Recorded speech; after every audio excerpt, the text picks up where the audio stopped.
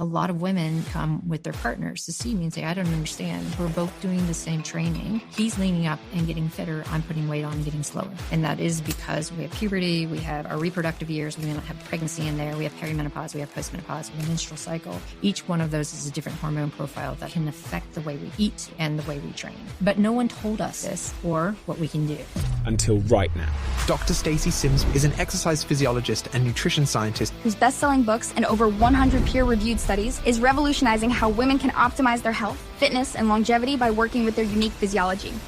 We're looking at sports science research, everything from training to eating, recovery. It's based on male data, and women have been generalized to that data. Things like we see men do really well on calorie restriction and fasting, but for women, it doesn't happen that way. And we'll talk about that. And we also know that during puberty, girls' hips widen, shoulders widen, which changes our angle of knee to hip, what we call the Q angle, so they don't feel comfortable running or swimming or jumping. And because they're not taught this stuff, we see that by the age of 14, girls who previously were sporty, over 60% of them drop out of sport. The problem is, it's never about how we can empower women to use their physiology to their advantage. So let's change that. Let's go. As it relates to nutrition and exercise, how do I need to adapt across the menstrual cycle? What's your view on cold plunges and supplements like creatine? And what's the variance between men and women as it relates to sleep? And then let's talk about menopause, starting with perimenopause. I'm excited. The Diary of a CEO is independently fact-checked. For any studies or science mentioned in this episode, please check the show notes.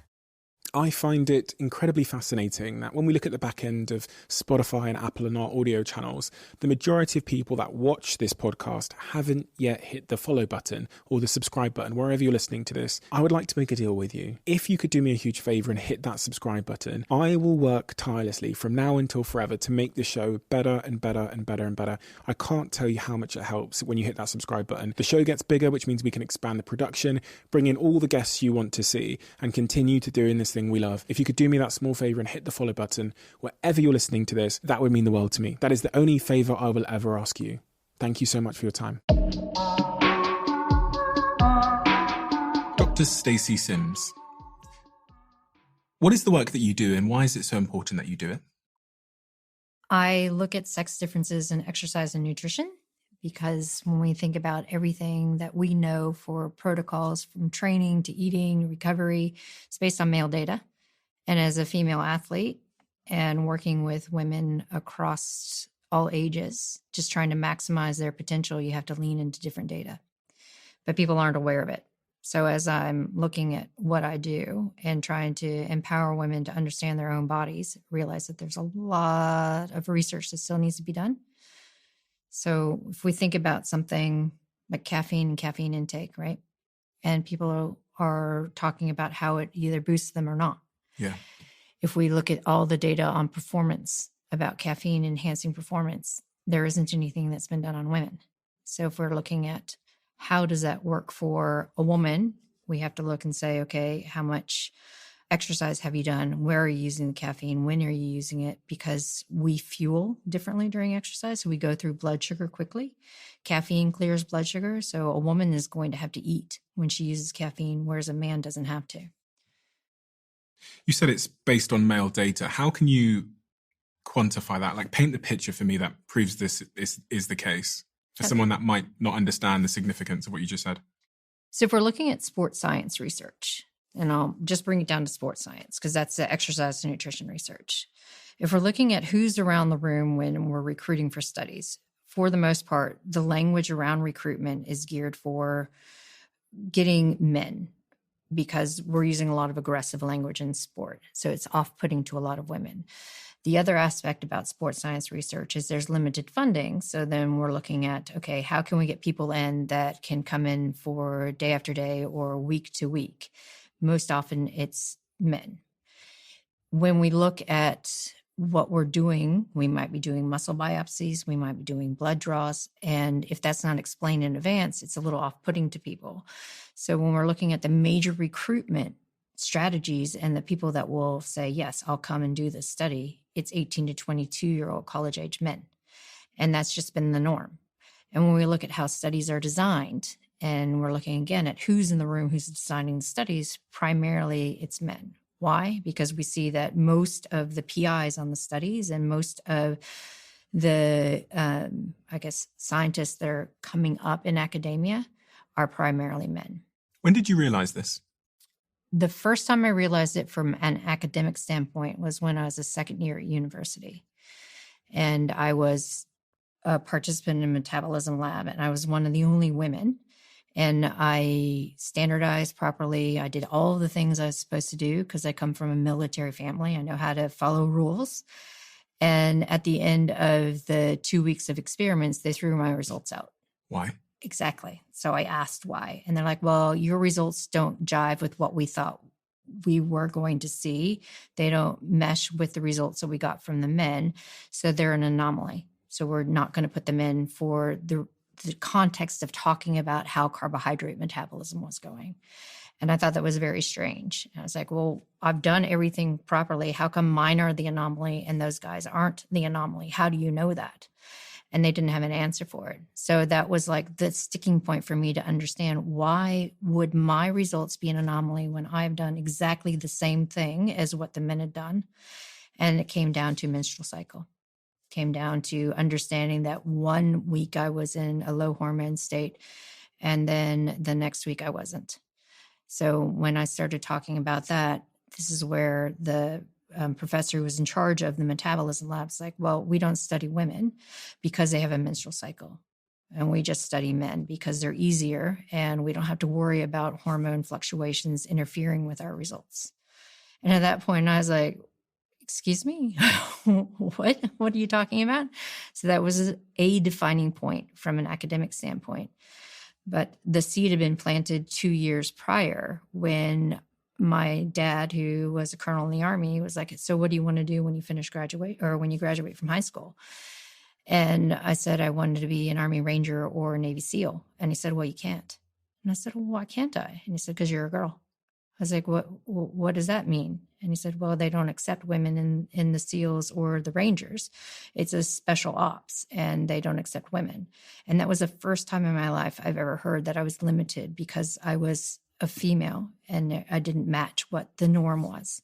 Because my whole life I'd been playing with boys, competing against boys. I mean, like, it was just a normal. It didn't matter if you were a boy or a girl. It just was what you wanted to do. And then when my dad said, well, you can't because you're a girl, that was the first seed that had been planted and really made me upset and said, well, this doesn't make sense. And then when I got to university and that happened, that was the definitive seed that just really pushed me into the whole academic and sporting career that I've led over the past 20-some years. Give me an overview of that career, the sort of significant milestones in the research that you've done that's fed into everything that you know today. I've been a competitive athlete most of my life. So I raced bikes professionally. I did Ironman, I did Xterra, and I'd have teammates who would ask me questions of, like, how am I fueling? How am I going to perform my best? So we'd take those questions into the lab. So we were looking at how do we optimally fuel, or how do we optimally acclimatize the heat when we're at a point in our menstrual cycle where we don't have as much heat tolerance. So that we see when progesterone comes up after ovulation, our core temperature comes up, we don't have as much heat tolerance. So how do we adjust for that? So there are a lot of questions that would come through just by the nature of being surrounded by competitive athletes and being a competitive athlete. So we look at things like, we know now that when you want to do acclimatization to the heat, and I bring this up because if I live in New Zealand in the wintertime and I'm trying to train for something like Kona, that happens in Hawaii, and we max out at 10 degrees Celsius in the winter, but we have to face 40 degrees Celsius to race Ironman. And we get into a sauna and we want to accommodate for that heat. We know that men can go 7 days in a row and be fine to then race in the heat. But for women, depends on which phase of the menstrual cycle. And if you are going in the high hormone phase, then we say, okay, well, you don't need a primer. You can just go in and do 9 days in a row. But if you start in the low hormone phase, you actually have to go into the sauna for 5 minutes, come back out, and then go back in and do that during the low hormone phase for 9 days in a row. So there are different nuances in the way that your body responds to the heat and is able to accommodate for those heat shifts versus a man can just go in and accommodate for that and be ready for the race. So give me your CV. Oh, gosh. That's a whole thing. It's pretty varied. What did you study? Exercise physiology and metabolism. Okay. And then got into ultra running when I was doing my master's at Springfield. And then I started getting into more Ironman distance stuff before I started my PhD.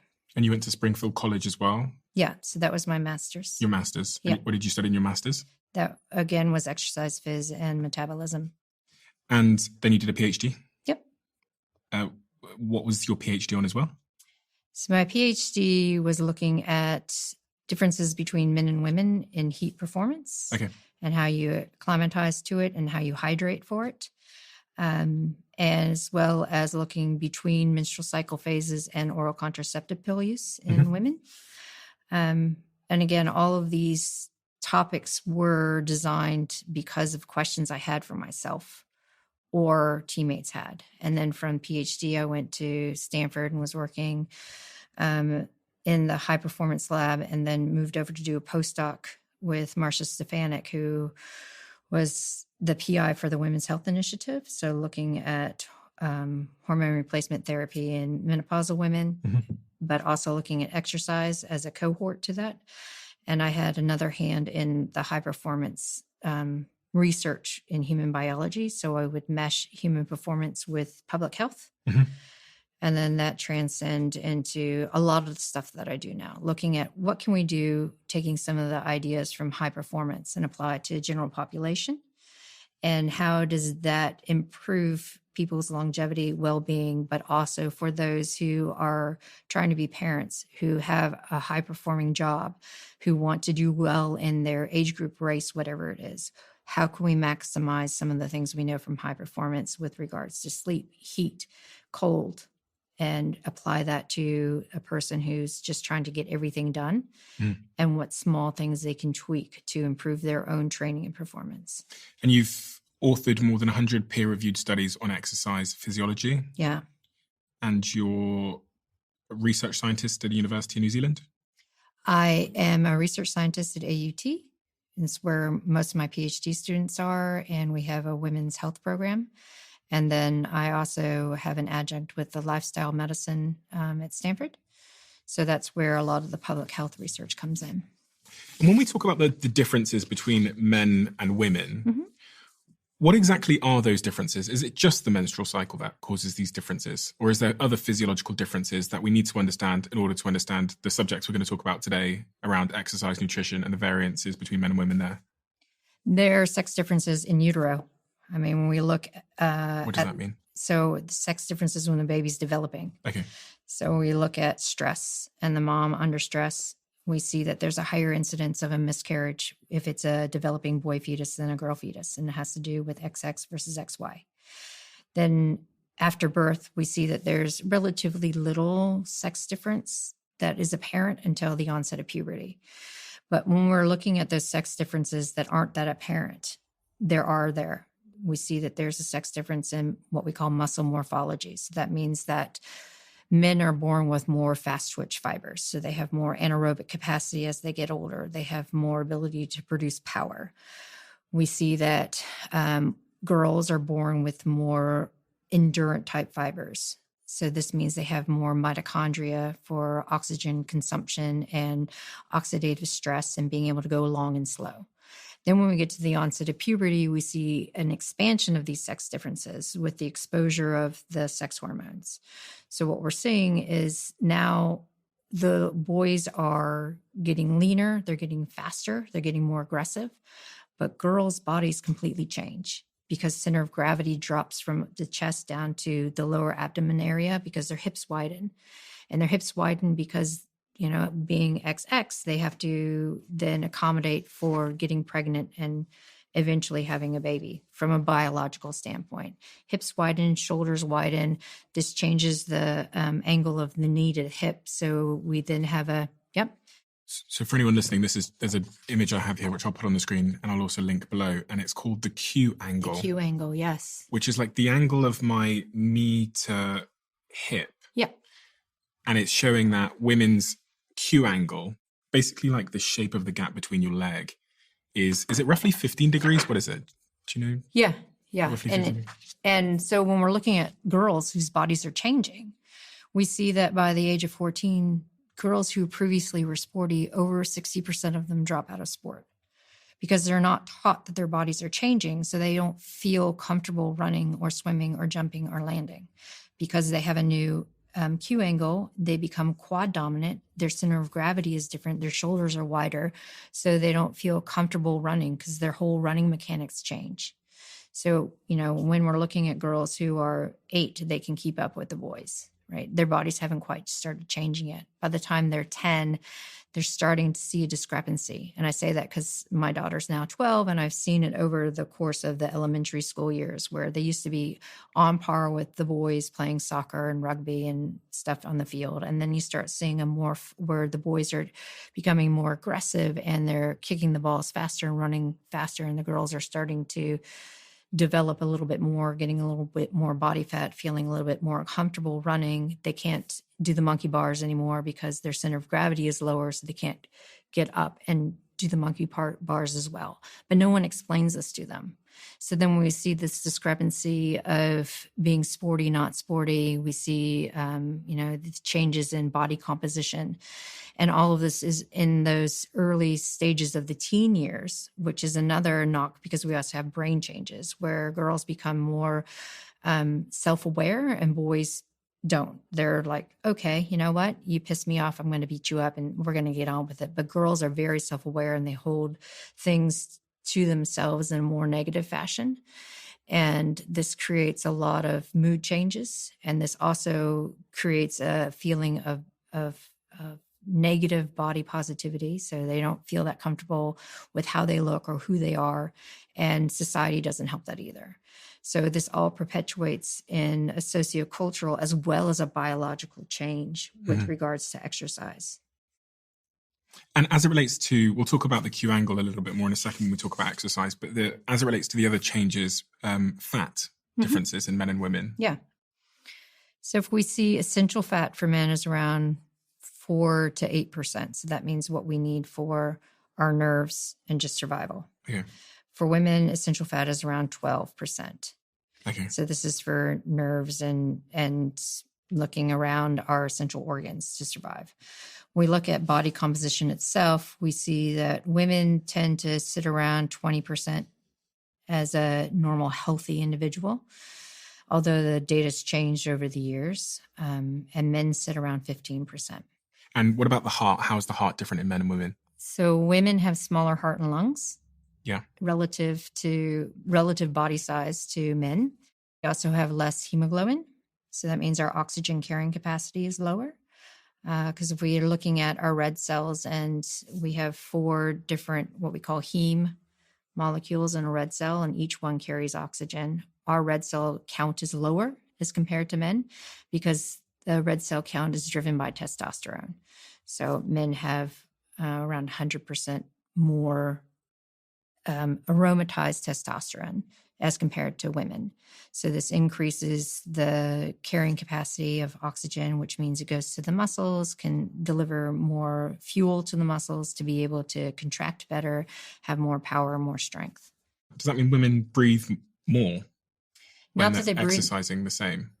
Not that they breathe more. When we're talking about oxygen carrying capacity, this is the amount that you're taking into the lungs, how it transfers to the red cells to then be able to go to the working muscles to give the muscles the available fuel to do a contraction.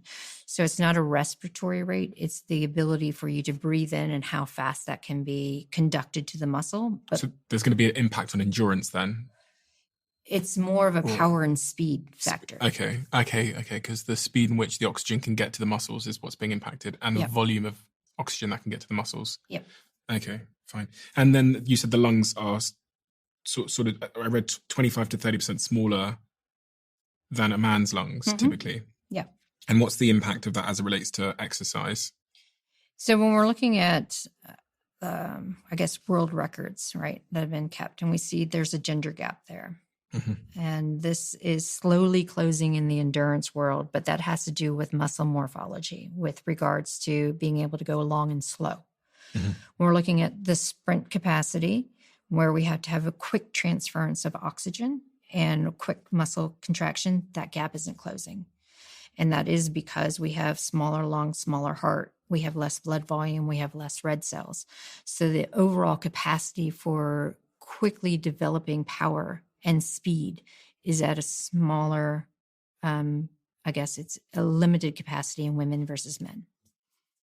And in your book, Raw, on page 4, in the opening of the book, you talk about how women are 52% as strong as men in their upper bodies and 66% as strong as they are in their lower bodies. But when women train, they can become 70 to 80% as strong as men. Mm-hmm. So when we're looking at resistance training itself, we see that women relative to men can accommodate and develop muscle just as well as men in the lower body, but upper body, not so much. Okay. We talked about this Q angle thing. One of the things that I'm really fascinated by is there's been a big conversation recently around ACL injuries in sport. Yeah. And from reading your work, it seems that, and just doing some research online, it seems that this increase in women getting ACL injuries links somewhat to this Q angle situation, which again is I don't know how to explain it for someone that is listening on audio and can't see, but I will link it in this description. So I highly recommend you look at this picture because the minute you see it, it makes a ton of sense. But it's essentially like, and this is me probably butchering it, as a man, because my hips don't widen, my legs are effectively quite straight. Yep. So from my hip down to my toes, it's quite straight, which means that I'm going to be more sturdy. Say if I jump up in the air, when I land, I know this because my dad's an engineer, the center of gravity being straight means that I'm less likely to get injured. But is that right? Yeah, because your forces are going to be in a more linear fashion. So you have more even distribution of the force through the knee. Mm-hmm.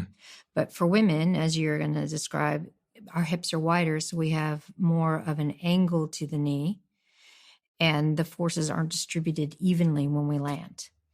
So when we look at that, as well as the quad dominance that develops for women, because what's quad dominance? So that means that we use our front muscles of our legs, our quads, a lot more than our hamstrings, our posterior chain. So we don't use our glutes and our hamstrings by default as well as men do. So we're being pulled forward more, and we put more emphasis on the front of our body because those tend to take the quads tend to take the bulk of the muscle work that we're trying to do, unless we're really trying to train hamstrings and glutes to fire, which isn't the default for women's bodies because center of gravity again is lower and you tend to lean forward. So when we're looking at ACL injury, again, it comes down to 1, training stress, 2, mechanics. And if we're not taught again how to land, how to run, how to jump with the new angles, it predisposes people to severe ACL injury. And how much more likely is a woman to have an ACL injury than a man? It is a higher rate, but the thing about the research is that there hasn't been a direct comparison because we hear incidentally that women tear their ACL. And so we see a lot of observational studies that women have torn their ACL. And we have lots of retrospective studies that are going back to, where are we in our menstrual cycle when we tore ACL? But there hasn't been a definitive comparison between men and women. If we were to look at the current research, we see a 3 to 4 to 1 ratio of ACL tears of women versus men. So 3 to 4. So either 3 to 1 or 4 to 1, depending on the research that you look. So 3 women for every 1 man, or 4 women for every 1 man. Okay, so a 300% difference. Yeah. Okay. So interesting. I absolutely never knew that. And in fact, it wasn't until I was looking through your work that I'd seen, I went and did some research, and there's a big conversation online, a lot of sort of news coverage around women's football because I think it's the fastest growing sport in the world. Yep. But I read that the probability that a woman tears her ACL muscle is significantly, like hundreds of % more likely than a man because of this, in part because of this Q angle. In professional sport, it's not as much as when we're looking at recreational sport. Because when we get into professional sport, we have specific warm-ups, especially for football, put out by FIFA to prevent ACL tear, to make sure that you are actually properly warmed up and engaging the right muscles and learning how to stop pivot because it's a mechanism of action usually is a twisting angle. But if we're looking at more age group or grassroots sports, because people aren't aware of this Q angle, they aren't aware of the quad dominance, women haven't been taught, again, how to work with these new mechanics, then we're seeing a greater incidence of ACL tear. 30 female football players missed Women's World Cup in 2023 due to ACL injuries, including in the UK, Lioness, Beth Mead and Leah Williamson, which is staggering to me. Yeah, it's very high incidence. Yep. So is there something that can be done if you're a woman that's exercising, that's doing things like jumping and running and sprinting and the fast sort of twitch sports? Is there something you can do to avoid having an ACL injury? It's all about being strong. So if we're looking at what is the biggest thing for ACL prevention, and I'll bring in one of my PhD students that's graduated, looked at ACL rehab after surgery. And it comes down to the definitive difference between quad and hamstring strength. So if we're looking at improving the strength capacity of the hamstrings, then it offsets some of the default strength that the quads are taking. So if we're able to balance it from being front-loaded to being more even-loaded, it comes down to, how we were talking about distribution of forces through the knee, with men being more linear and women having an angle. Well, if we're able to take that angle and we can evenly distribute the load between the muscles of the hamstring and the quad, so the front and the back, then it pulls the forces more centrally, which reduces the stress of one point of contact. Got you. So if we're developing the strength through the whole posterior chain, we're looking at glutes, we're looking at hamstrings, we're doing a lot of calf work, and we can develop that whole posterior part. It reduces the incidence of being pulled in one direction and the misalignment of forces. The other is the cutting motion, where we're looking at lateral movement. So a lot of times when we're looking at warm-ups and you're observing on like kids' sports, there's not a lot of lateral development. So if we're looking at prevention of ACL tear, we have to work a lot of the explosive lateral movements, as well as jumping and single leg jumping. And these are things that aren't really done in grassroots, but as we start to get more into professional sport, it's becoming more and more apparent that we have to do specific mechanism of injury prevention. So they're looking at the sport. We're a football player. We have a high incidence of ACL potential. So we have to really develop our posterior chain. We have to work on our power for our lateral movements, our step and our jump. So this is part of what FIFA's put in for the warm-up, because there is such a draw. And as you were saying, that 33 women in the World Cup tore their ACL. Part of it is loading. Part of it is a little bit maybe overtrained before they go into the World Cup. But a lot of it has to do with this imbalance between the muscles and now having to address it. Did science just look at women as a different version of men? Did they just look at women as like a smaller version of men? Is that how they looked? Yeah, for the most part. Because, a lot of the stuff when I was going through school, and even now textbooks. So I was standing in the metro in DC a few months ago, and there was a young girl who has just gotten into exercise physiology, and I overheard her conversation, and she was talking about some of the experiments that they were doing, but she never talked about, like, we have to make, we're doing women specific, we're doing men specific. And I asked her, I was like, has anyone, talked to you about how women's bodies are different than men's from angles and muscle morphology? And she's like, no, what are you talking about? I was like, this is the second year in XPhys now. And if you look at the textbooks, it's still a representation of men in the textbook with regards to images. You have him or they, you never have her. They might have a very small section in there about the female athlete, but usually it's about the female athlete and anemia or relative energy deficiency in sport. It's never about how we can empower women to use their bodies and their physiology to their advantage. And it's almost 2025 now. Is there any element of it of people being too scared to talk about differences in physiology amongst men and women? I don't think so. I always explain it from historical perspective when we're looking at the history and when we started seeing the modernization of medicine. prior to the modernization of medicine, it used to be women who were the caretakers. If you're thinking about you get sick, you go and someone has an herbal remedy for you. But when we started medicalizing and becoming more nuanced in the medical education, women were excluded. So when we start looking at the origins of medicine and who was in the room, it was men.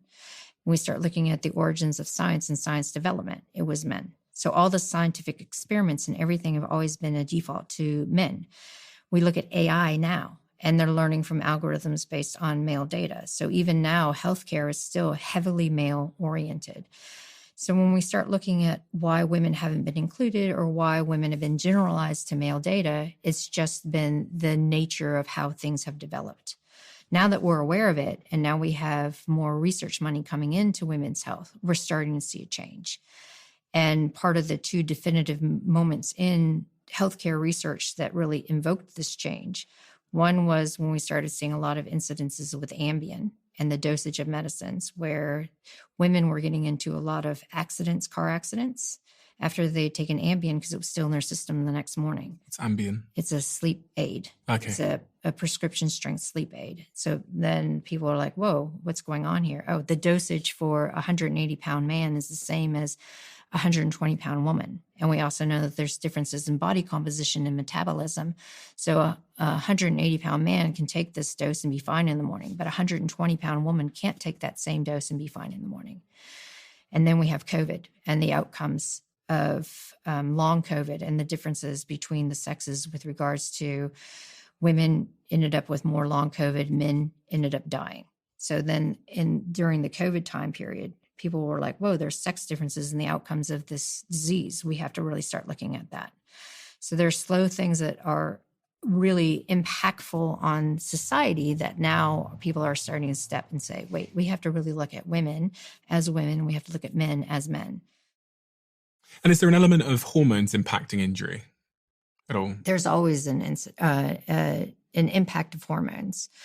When we're looking at the overlay of hormones and sex hormones, and then the protocols that have been developed, they don't take into account estrogen and progesterone, and to some extent testosterone. So if we're looking at injury and the way that estrogen makes more laxative ligaments, so that means that our ligaments become more lax when estrogen comes up, which is why people assume that around ovulation is when people will have more ACL tears. It's not, because we also see that progesterone comes in and can have a different effect on the tendons.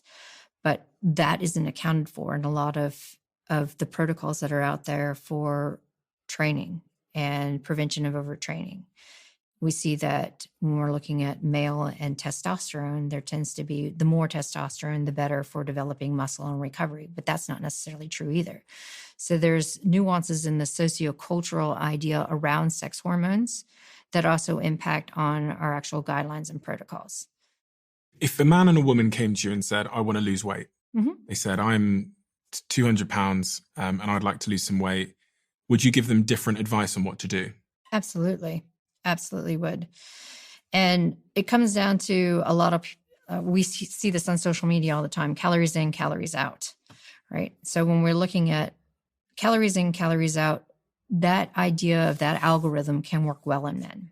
And the reason for that is the hypothalamus. So if we're looking at the hypothalamus, which is an area in the brain that controls appetite, it also controls our endocrine system.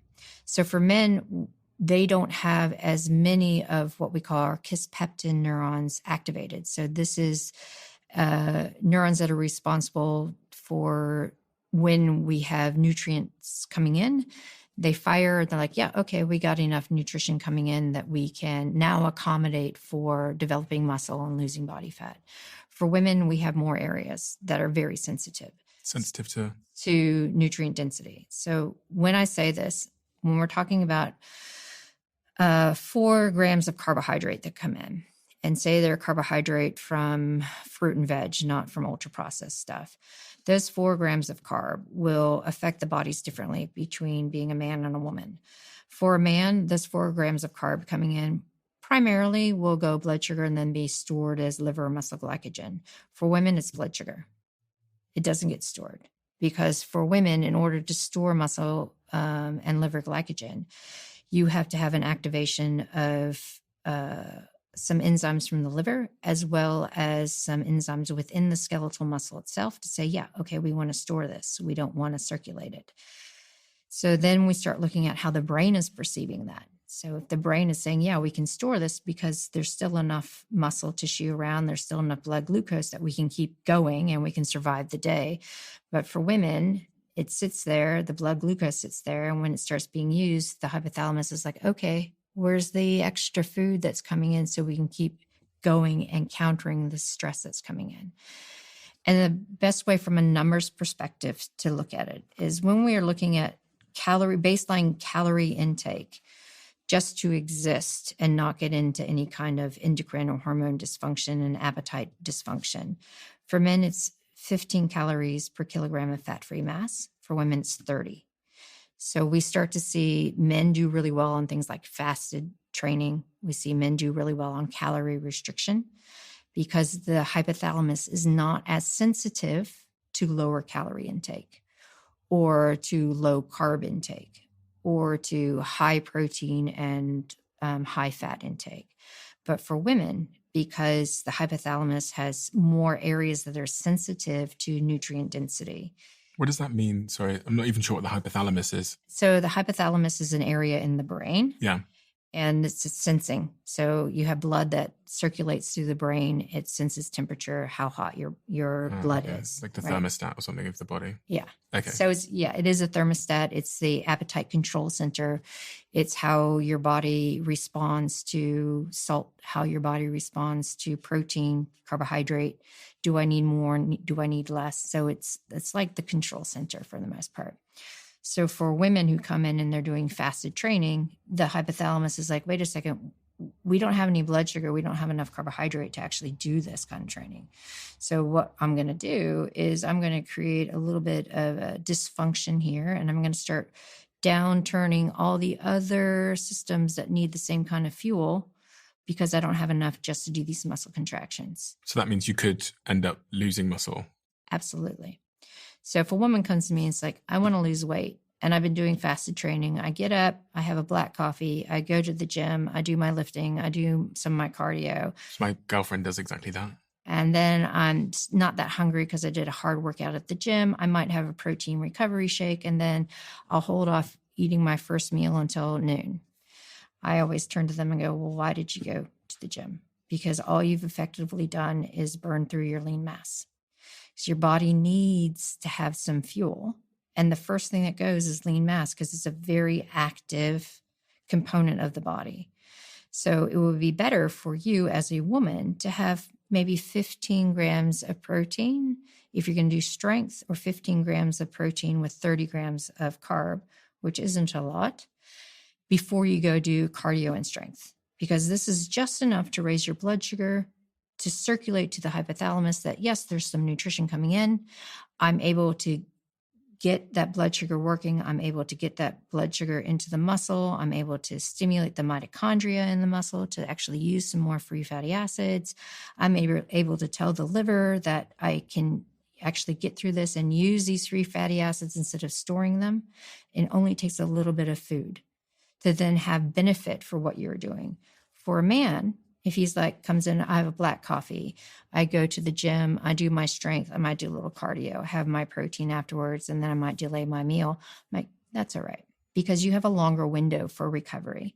The hypothalamus isn't as sensitive. You're not burning through lean mass. You're developing a stress on the body.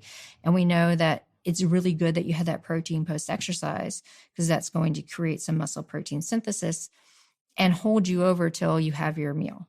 Okay, so I'm going to try and explain this to you like I'm a 10-year-old, which is the exact level of IQ Perfect. I have on this subject matter. Yeah. So you've got this hypothalamus in the brain, which is basically this sensor. It's trying to figure out, make sure everything is in, I'm trying to think of that big word that someone taught me. Homeostasis. Homeostasis. Everything is level, right? Yeah. And a woman's hypothalamus is more sensitive. So if my partner wakes up, goes to the gym, has her black coffee, goes to the gym, does a big workout as she always does, her body, her hypothalamus is going to panic a little bit more because it's going to assume that there's stress on the body now, and it's going to look around to see if it has sufficient blood glucose levels, and it's not going to, because she's not had anything for a while, she's not going to have the sufficient blood glucose levels, so it's going to start burning her lean muscle mass. Exactly. Which means that she's essentially going to, it's like one step forward, one step back, right? Super simplified. For a guy, has his black coffee in the morning, goes to the gym, does the workout, the body looks, and because the hypothalamus is less sensitive, it's less requiring of there to be higher blood sugar levels, doesn't care as much. So it's going to... It can also tap more into our liver and muscle glycogen stores. Okay, so it's going to say, yeah, okay, well, we have a little bit of blood glucose, we need a little bit more, so let's tap into those stores and pull them out. So it's less reluctant to go straight for my lean muscle mass. Exactly. Okay, so it has an fine. alternative fuel source. That's interesting. And what's the evolutionary story of this? Why does this make sense?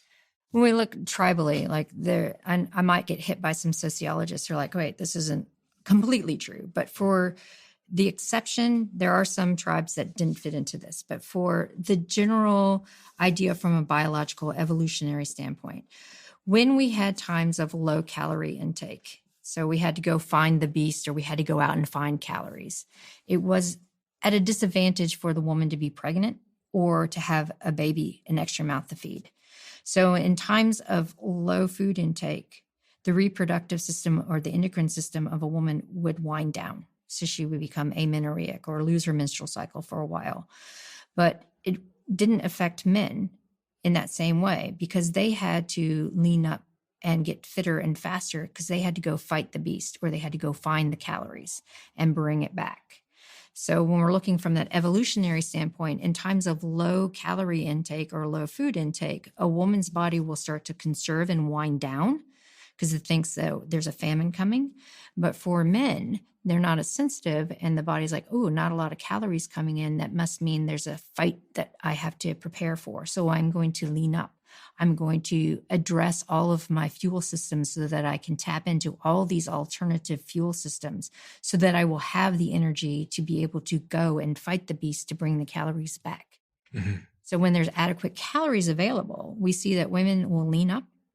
They'll become more acutely aware. Cognitive function comes up. Carbohydrates are really important. So we see that there is a development of egg maturation. We have better endocrine pulse. So that means that our hormones that pulse on a daily basis, they actually have the full pulse and return to baseline to encourage the body to have a really robust endocrine system. So that's thyroid, that's our menstrual cycle, it's all of the things. But when we start pulling the calories back, all that stuff winds down. So what does that say about fasting? So this is the big debate, right? So we look at fasting and where it first came out and it's like, okay, we see that obese sedentary individuals who had to lose weight rapidly for surgery, they're put on a fasting type program to lose weight quickly in order to survive surgery. And unfortunately, a lot of the times we look at clinical research and it gets transposed over to health and fitness without actually asking if it's viable. So then we look at the lower end of the fitness population, people who are just learning to move and wanting to move. And like, I also want to lose more body fat so that I can move better. Oh, I'll start fasting. And when we see a lot of the push on it, it comes from male data again. So when we start looking at women, and a lot of women used to come with their partners to see me and say, I don't understand. We're both doing the same kind of fasted training. He's leaning up and getting fitter. I'm putting weight on and getting slower. I'm like, okay, well, we have to separate it out, right?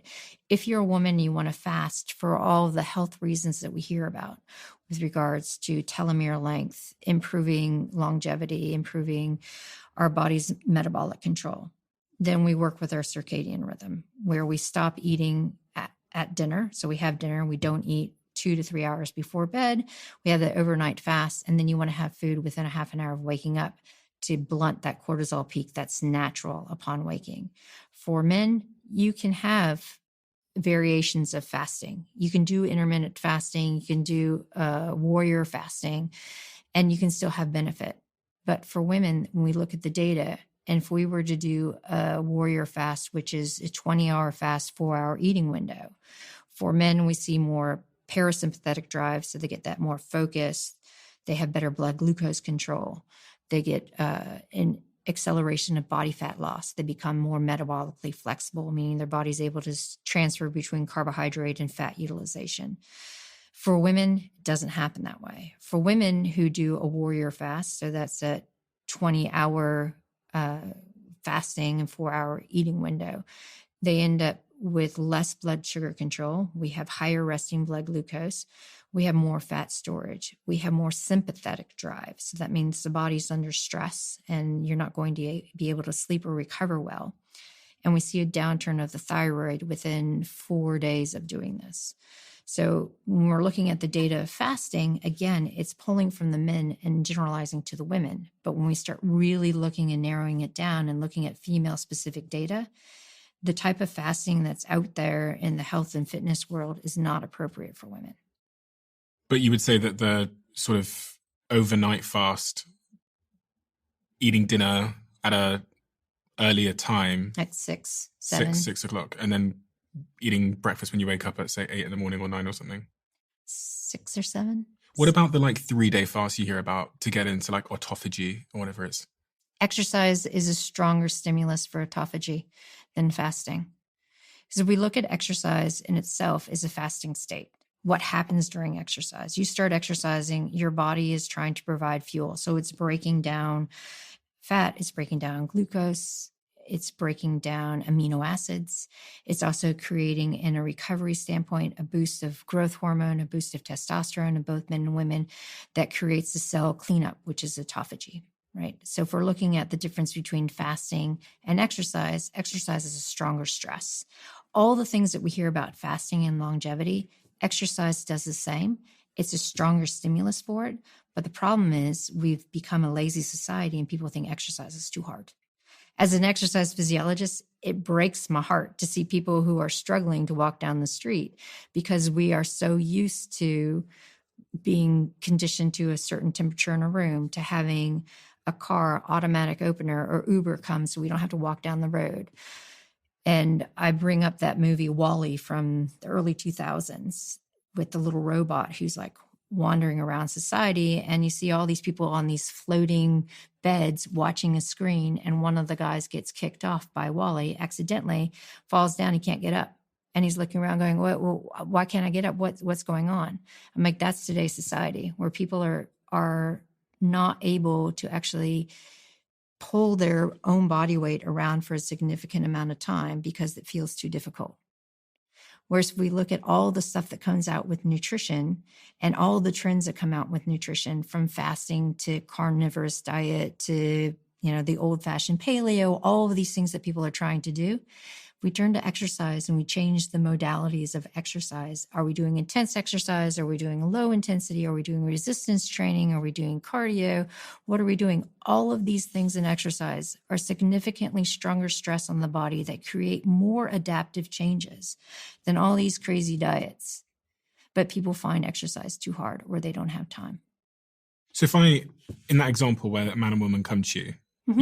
you wouldn't recommend the woman to fast in the same way that you'd recommend a man to fast. Is there any differences that you'd recommend in training if their goal was to lose weight?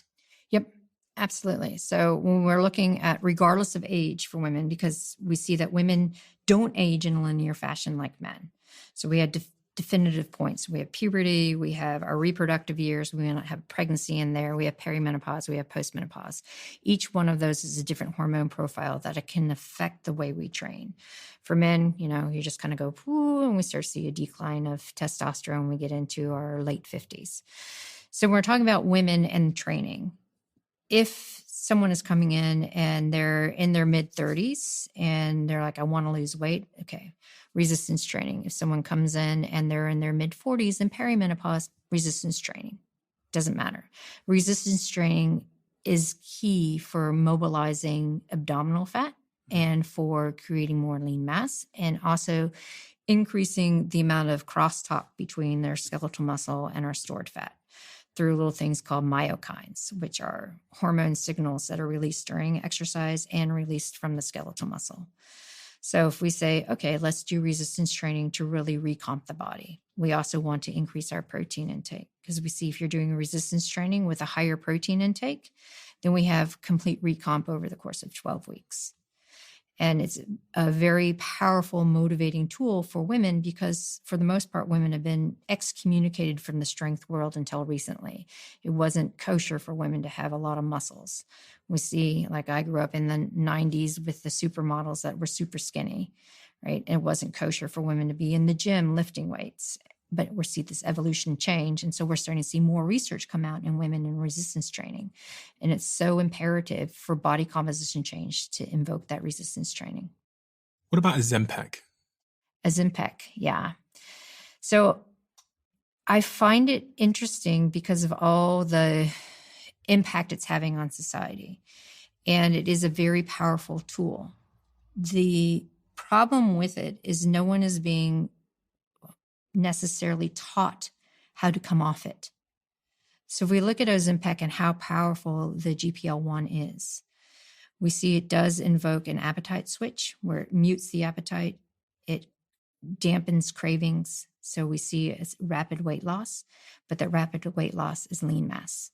So that comes back to the Wall-E picture where you can't get up because you don't have lean mass. I fear for society who doesn't have the opportunity to learn how to come off it through proper strength training, exercise modalities, and nutrition to support the weight loss that comes with Ozempic use. Mm-hmm. It's absolutely a brilliant tool. It's absolutely a brilliant tool, but we're falling on the behavior change. If we were to really teach people how to create that behavior change while they're using the tool, then they can come off it and not be afraid of putting weight back on. Okay, so would you recommend it for people that come to see you or ask you for advice? No, because most of the people that come to see me have those 10 vanity pounds they want to lose.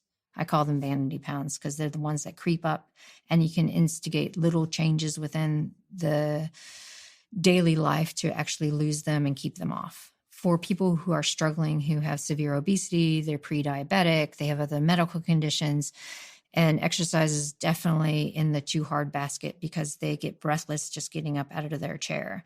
We need to lose some weight first so that we can then implement some of the adaptive changes of exercise. And do you think women should be eating immediately after they exercise, and men, or is there a variance there at all? There is a variance because when we look at what we call metabolism coming back down to baseline, so that's your overall body coming back down to its resting state. For women, it happens within 30 to 40 minutes after exercise. For men, it's 2 to 18 hours, depending on the intensity. So in that, we see that if we want to maximize our body's resistance training and muscle building capacity, we need to give it some food. We need to give it some really good hit of protein. For women who are in their reproductive years, we see 35 grams of protein post-exercise within 45 minutes. We'll tip the muscle into muscle protein synthesis. For men, it's 20 grams, and it can be 2, 4, whatever hours later. When we're looking at returning our muscle glycogen back to normal, we don't need as much carbohydrate post-exercise as a woman, as men need more because they tap more into their stores. So the window of opportunity for women post-exercise is around that 45-minute mark, but for men, it's open a lot wider. What about the keto diet for women? I am kind of anti-keto for both sexes. And I say this because when we look at the gut microbiome, that is so important. We see a decrease in diversity as we become more and more, city dwelling. And we are having less and less of variety in our food chain. Mm-hmm. We have to take care of the gut microbiome. If we look at the ketogenic diet and the high fat intake that comes with it, it significantly decreases that gut microbiome diversity, which reduces the body's ability to synthesize vitamins, to produce serotonin, to have this conversation between the gut and the brain. And for women, we're already metabolically flexible by the nature of being born with more of those endurant fibers, that there's no reason to try to do a ketogenic diet. Could I not take a prebiotic or something, or just eat more fruits and veggies and stuff? So if you're eating a lot of fruit and veggies... Sorry, not fruit, veggies. No. If you're eating a lot of fibrous fruit and veg, then that's how we increase the diversity. Taking a probiotic pill, it just affects the upper intestines, but even that is a little bit suspect because there's only 2 to 3 companies that are making all the probiotics that are B2B. So that means business to business. And we don't really know the long-term outcome. And we can have the overgrowth of some probiotics that, again, can cause some dysbiosis. Could I be on the keto diet and still protect my gut microbiome? I don't think so. Not from what I've seen. Because I thought the gut microbiome was predominantly about like plants. It is, but you also need some protein that comes from a wide variety of different sources. And the amount of fat that is taken in through a true ketogenic diet is 70 to 80% of your total intake coming from fat. And then that will cause the overgrowth of the bacteria that relies primarily on fatty acids, which downregulates all the good bacteria that relies on our fibrous fruit and veg. Because you're not going to be able to consume as much fiber as you need on a ketogenic diet to really invoke this diversity. If we're thinking about invoking diversity, you want 30 different plants across the week. And on a ketogenic diet, you're just not capable of being able to eat as much to create that diversity. And the reason why it's really important for women to have that diversity is because we have some gut bugs that are responsible for our sex hormone metabolism. So we think about estrogen, progesterone, people think, oh yeah, well, it's released from the ovaries and the adrenals and it goes and it hits our target tissues. But we have this thing called the second pass, where our sex hormones will be taken up by the liver, bound by sex hormone binding globulin, shot into the intestines through bile, unconjugated or unpacked by these little gut bugs, and then shot back out into circulation to work. If we have a lower diversity of the gut microbiome, we don't have those bugs that will help with our sex hormone reactivation and the ability for the sex hormones to work optimally. What about things like saunas and cold plunges? Yeah. Is there a difference, a variance there between men and women? Absolutely. So if we're looking at cold plunge, and it's all the rage, right? So we're seeing, let's get into ice water. It's going to invoke this massive parasympathetic response. I'm going to have lots of cognition and focus. It's going to create a hormonal response that improves my blood glucose. It's going to invoke a lot of autophagy and all the things that we see with fasting as well. And it gives me this incredible sense of being in control. Male data. We look at women who are in ice bath. It's too cold to invoke those responses. And the reason for that is we have differences in our skin sensation between men and women with regards to thermoregulation. So women have more subcutaneous fat, so more fat under the skin. And we tend to vasoconstrict and vasodilate first. So that means that blood vessels will constrict tightly, and then we'll start to have some internal changes. Or if we're too hot, we'll vasodilate first, and then we'll have internal changes to create sweating. So if we look at a cold plunge, there's too much constriction, and it becomes too much of a threat to women. And their bodies don't have the same response to ice water. We see that 15 to 16 degrees C, or around 55 degrees Fahrenheit, is optimal temperature for women to experience the same effect that men have with ice. So there's a sex difference in the temperature to invoke the same response between cold water immersion responses. In the sauna, everyone responds. And we see that the adaptation for sauna is different again for men and women. Because for women, with the difference of the vasodilation in the heat before they start sweating, it takes a longer time for core temperature to come up. So women can spend more time in the heat before they start to get changes in their hormone responses and blood volume adaptations. For men, they can go in, and I kind of laugh. My husband will come in with me in the sauna, and I'll sit there for like 10 minutes. I'm not sweating yet. And he's like pouring. He's like, I got to get out. And it takes me like 20 or 30 minutes in order to get the same response.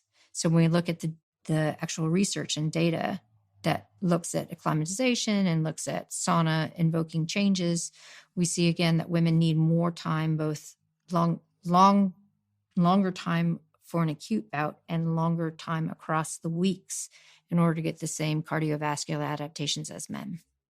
Interesting. I didn't realize that. A typical ice bath is what, temperature? It's what, -1 or something? Or is it? I think it's 0 to 4 degrees C. Oh, okay. 0 to 4. Okay. So you're saying that a woman should be nearer 15 for the same benefits?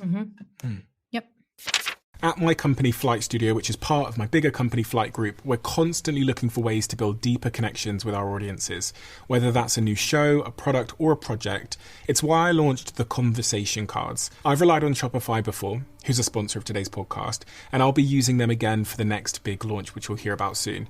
And I use them because of how easy it is to set up an online store that reaches all of you, no matter where you are in the world. With Shopify, the usual pain points of launching products online disappear completely. No matter the size of your business, Shopify has everything you need to make your business go to the next level and better connect with your customers all over the world. To say thank you to all of you for listening to my show, we're giving you a trial, which is just $1 a month. You can sign up by going to shopify.com/Bartlett.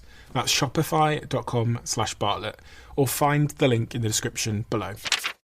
One of the conversations I had with my partner last year at New Year's Eve was about creatine. Yeah. I had some with me on the counter in our home, and we were away from home. And I said to her, "Oh, you should take some." And her response was, "No, that's not for women." And she went on to explain that she felt it was for effectively like bodybuilders. Yeah. And that it would like put on weight. And I was like, I don't think that's true. I said, some people on my podcast have told me that everyone should be taking it. Yeah. And so we sat there and Googled it. And after Googling it for a couple of minutes, she was like scooping it into her drink as fast as she possibly could. But there is a prevailing narrative here. Actually, before you came, I asked AI a couple of questions about women's perceptions on creatine. And the number one thing was women thought that it would gain muscle and gain weight. And they thought it was for bodybuilders. Yep. That is the prevailing myths around creatine. And what's the expression people use? The dose, or the poison's in the dose? Right. So that's part of the creatine. So if we're looking at the bodybuilding set and how it increases muscle capacity and training status. So if we're using a lot of creatine, the dosing for bodybuilding is 5 grams 4 times a day with 1 gram of carbohydrate. And we see that creatine helps store water within the muscle with glycogen. And we want that for muscle performance, because the idea of being able to train harder with creatine is to enhance the amount of enzymes that are available for muscle contraction. And creatine is part of the buffering system of that. If we're looking at creatine for health and for women, the dose is 3 to 5 grams only once a day without carbohydrate.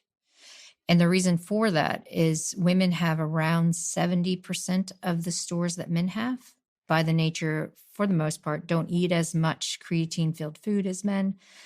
And we see that we use it for a lot of our fast energetics. So like for our gut health, for our brain health, and then also for muscle performance. So if we're having women take 3 to 5 grams once a day, it does not have the same side effects as the bodybuilding set of taking 5 grams 4 times a day.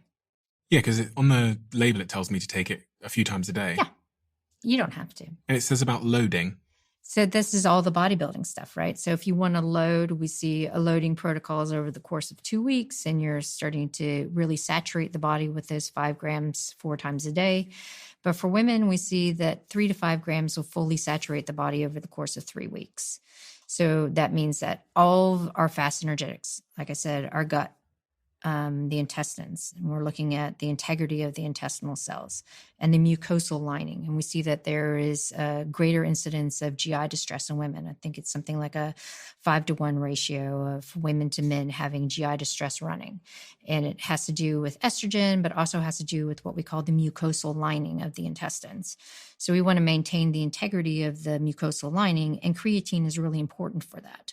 So if we're looking at saturating the body over 3 weeks with 3 to 5 grams, we improve that integrity. So we have less GI distress. We also see that there have been randomized control trials looking at mood and specifically with regards to depression and anxiety. And women who are taking 3 to 5 grams of creatine will come out of a depressive episode more so than women who are just using an SSRI. So it's really important for brain metabolism. And when we're looking at that whole loading strategy for men, that's all about muscle performance. It's not about gut health. It's not about brain health. It's about muscle performance. Just looking at some studies, creatine supplementation for both men and women enhances muscle strength, increases lean muscle mass, improves high-intensity exercise performance, improves recovery, has potential cognitive benefits, and supports in neurodegenerative diseases. Yes. So Abby Smith-Ryan is a colleague out of UNC, and she's done a lot of work in creatine for women. And yes, we see that there is an improvement in muscle capacity because you're increasing the amount of buffer that's available for muscle contractions. But it doesn't have to be the same loading dose as men. If you are looking for performance enhancement because you want to improve a training block, or you're in physique building, or you're going to do something like high rocks, and you need to have greater muscle capacity, you might want to try the loading strategy. Yes, you will gain water weight because you're also storing more within the muscle. But for the general woman who's looking for health and performance benefits, you don't have to do a loading strategy. You just have to do that 3 to 5 grams a day. That loading strategy, for anyone that doesn't know, is basically some of the creatine boxes will tell you, the labels will say for the first week or 2 weeks, whatever, have a huge dosage of it. And then thereafter, you can kind of ease down the dosage. But I think that's kind of been debunked as something that we all need to do in all cases. Yeah. Are there any other supplements that you recommend women to take based on the way that we live our lives and the food that we eat? Vitamin D. Okay. And why? And what does that do? So if we're looking at vitamin D, especially vitamin D3. What's the difference? So you have vitamin D2 and vitamin D3. Vitamin D2 is more of a storage form. It's not converted to being a functional form. So if you take D3, it's already a functional form. So that means your body's going to take it in and use it as it should be. So we're looking at a vitamin D3 supplement. Then we are able to boost circulating levels of vitamin D3 or vitamin D that's usable. And it's used for every system in the body. And it's really important now, especially I'm coming from the Southern Hemisphere just out of winter. You're in the upper parts of the Northern Hemisphere in the middle of winter, and we don't get enough sun. And when we're looking at now all the worries for skin cancer, people are slip, slap, slop, sunscreen, hat, clothes, and we don't get enough. And then if we're looking at our food supply, there's not a lot of proper vitamin D rich foods. You're looking at mushrooms or fortified dairy products. And those tend not to be consumed a lot nowadays. So if we're improving the amount of vitamin D3 that we're taking in and the amount of vitamin D that's circulating, we have better recovery, we have better muscle function, we have better brain health, we have pretty much every system is affected in a positive way. Omega-3? Yeah, omega-3s are good, especially as we get into peri and post-menopause. We want to look at how inflammation affects the cells. So if we look at using a really good a really good omega-3 and omega, I guess we're looking at the types of omega-3s that are in there. Then we're enhancing cellular integrity that our estrogen used to help with anti-inflammatory properties. It's not something that everyone needs to take. It's something that we have to consider when we start getting into our late 30s, early 40s, maybe get a blood test for it, see how your omega-3 levels are, and then consider dosing with a really good fish oil. What about iron levels? Because I've had a friend of mine who is a woman tell me that their iron levels were low. This is common. And we see that there's the incidence of a change in the norms when we're looking at the reference ranges. And I find it really interesting that the reference ranges that we have for all of our blood markers are shifting to a sicker population. What does that mean? So if we're looking at the bell curve and we're taking population data, overall our society has become sicker. So now we're seeing that the norms for iron used to be a ferritin of 50 or lower was considered low ferritin. Now it's 26 for women. We look at testosterone. Lower testosterone now for men is normal. And it is because that is just what a sedentary population now presents. But if someone is active and comes to me and says, I had my iron tested and it's sitting at 26, and they say that it's normal, but I feel awful. It's like, that is not normal. If you were part of my high performance athletic crew, we want to see minimum 50, preferably 100. So we have to supplement you to bring it up. And it's a really specific area of how we supplement. It's supplementing every other day with a very high bioavailable iron. And when we start looking at how we are supplementing every other day with either carbonyl or glycinate, then we're really able to boost that ferritin and people start to feel better. What does iron do, and how does someone who's iron deficient feel? So iron is responsible for those heme groups that I was talking about with oxygen carrying capacity. Hemoglobin, the blood thing, Yep. the blood cells. Yeah, they're blood cells. So iron is responsible for allowing those heme groups to carry oxygen. If we have low iron, then we don't have enough oxygen circulating throughout the body or being used by the body. So you feel very flat, very tired. You start to get really dark circles under your eyes. It's a mission to do anything. So it's like a dead-end fatigue. And people are like, this isn't stress-oriented fatigue or jet lag-oriented fatigue. This is fatigue where I can't even walk up the stairs without getting winded. What foods have iron in them or iron rich? So primarily red meat is where a lot of people turn to. But if you are more plant-based, then we look at leafy greens, we look at nuts and seeds, but using a lot of vitamin C with that, preferably adding a little bit of olive oil on our salads, maybe cooking in an iron skillet to improve the amount of iron that comes into the food.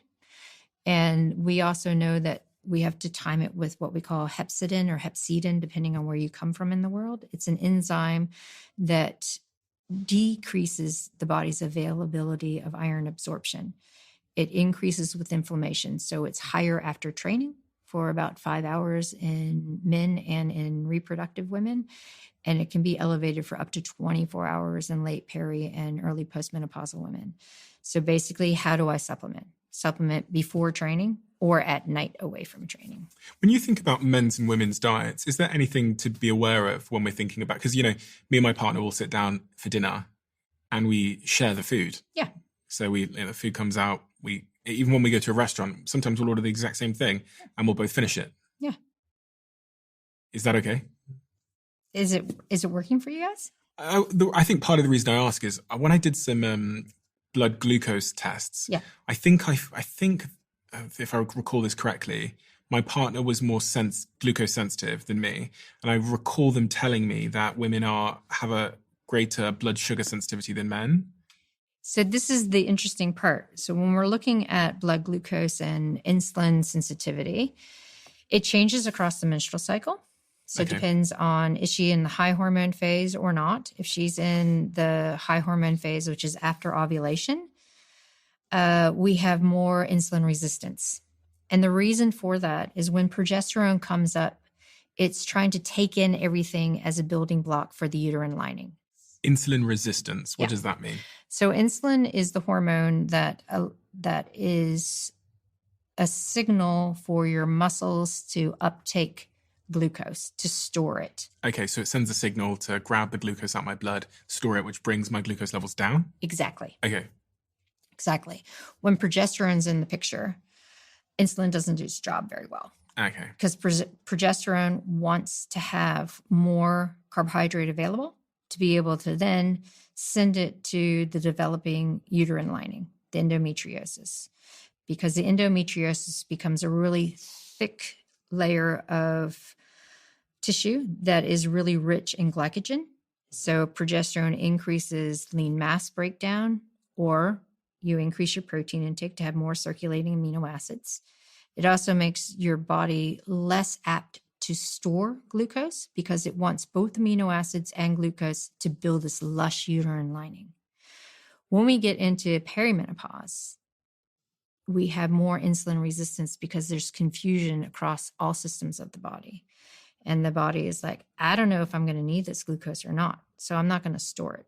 And there's a misstep in the liver and a misstep in the mitochondria, which is responsible for tapping into using free fatty acids with carbohydrate. So the body is having a higher level of blood glucose because the body doesn't know if it should store it or not. So when your partner gets tested, depends on how old she is and what phase of the menstrual cycle, or if she's well beyond that. So the part of the menstrual cycle where her progesterone is highest is when she's going to be most sensitive to sugar. Exactly. And that is typically between day 19 and 23 if she has a normal cycle, a regular cycle or whatever. Well, the caveat there is ovulation. Is she ovulating or not? Okay. And unfortunately, we're seeing in the modern fertility literature that women are having more and more anovulatory cycles. But you won't necessarily know that because you'll still have a bleed. What's an anovulatory cycle? You don't ovulate. Why? They're looking at a lot of the stress that's coming on today's society, the food system, a lot of the, I guess, trendy diets that are out there. A lot of women aren't eating enough to support their their menstrual cycle function to allow the egg to actually develop to then instigate ovulation. And it's not just in active women, it's across the board. So as it relates to this menstrual cycle, 28 days, I'm going to put it on the screen for anyone that doesn't understand it or doesn't know what I'm referencing right now, but I'll also link it below in the comments, in the description, sorry. 28 days long. There's the early follicular stage, the late follicular stage, the mid-luteal. Luteal? That's exactly what I said. Yep. And the late luteal phase. Yeah. As it relates to nutrition and exercise, how do I need to adapt across these 28 days? And why do I need to adapt? So again, it comes down to the ovulation, right? So if we're looking at the low hormone phase, so that's your follicular phase. Day 1 to 6, roughly. Yep. And even up to ovulation. Which is where? So around day 12 or 13 on a 28-day cycle. So right at that peak. 12 to 13. Oh, yeah. There. So this is where the immune system is really robust and we're really resilient to stress. And we can have a lot of carbohydrate and protein intake and we're not going to be that affected. We're more sensitive to glucose. It's going to be pulled into places it needs to be. If we ovulate, after ovulation, like I said, progesterone comes up. It's only produced if we ovulate because progesterone is produced from the breakdown of the housing of the egg. Progesterone, like I said earlier, will hold everything in the blood. It will tell the body we need more blood glucose and we need that glucose to come to the endometrial lining. We also need more amino acids. So we're going to break down lean mass or I'm going to make this person crave more protein-oriented foods so that I can have amino acids to come in.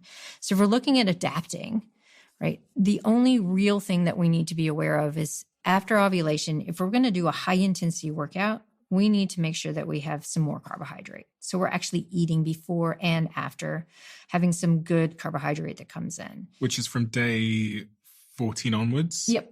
So from day 14 onwards, if we are going to do a lot of high-intensity workout or a big workout, then we need to just make sure we're having more carbs. Yep. And then we have around a 12% increase in our protein needs because we have a higher amount of amino acids that are needed. One, because we're developing tissue, but two, we also have skeletal muscle turnover that we need to keep up with. Interesting. So is there any day in the cycle where we shouldn't be working out hard? That's individual. So it used to be early days when menstrual cycle research was coming out. We saw on a molecular level that the low hormone phase was where we could really push it and we could really get really good adaptations because our body was really responsive to stress.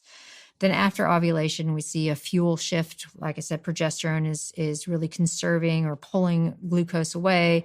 Estrogen's also sparing it and saying, you need to go to the uterine lining. So with the change of hormones, we have a change in our fueling system. We also have a change in our core temperature where it goes up by about 0.5 degrees Celsius or around 1 degree Fahrenheit. So our heat tolerance isn't as great. But because we're seeing more and more anovulatory cycles, we have to rely on the woman to track her own cycle. Which is hard. Well, it doesn't have to be as hard as what people think. Okay. It's the nuance of how do I feel today? So I tell women, instead of really dialing it in and saying, oh, well, I think I ovulated today, so that means I should back it down. When you go to the gym, use what we call sessional rating of perceived exertion. So I tell people most of the time you're going to go in, you can have a physical and a mental, right? Physical, how are you on a 1 to 10? Mental, how are you on a 1 to 10? If physically you're an 8 and mentally you're a 2, warm up really well and see if that mental capacity comes back up. If not, then we're not going to push too hard. We're not going to work on technique because mentally you're just not there. Physically, maybe you are. If you go in and you're low on both of them, then it's going to be a technique and recovery day. You're not wasting time at the gym. You're going to make it work for you by really working slow under the bar, nailing technique, not getting the heart rate up so much. And as we're going through and tracking how we feel, we're going to start to see patterns across our cycle. And we can anticipate those patterns and say, okay, well, I know on day 21, I always feel flat. So I'm not going to schedule a high intensity workout that day.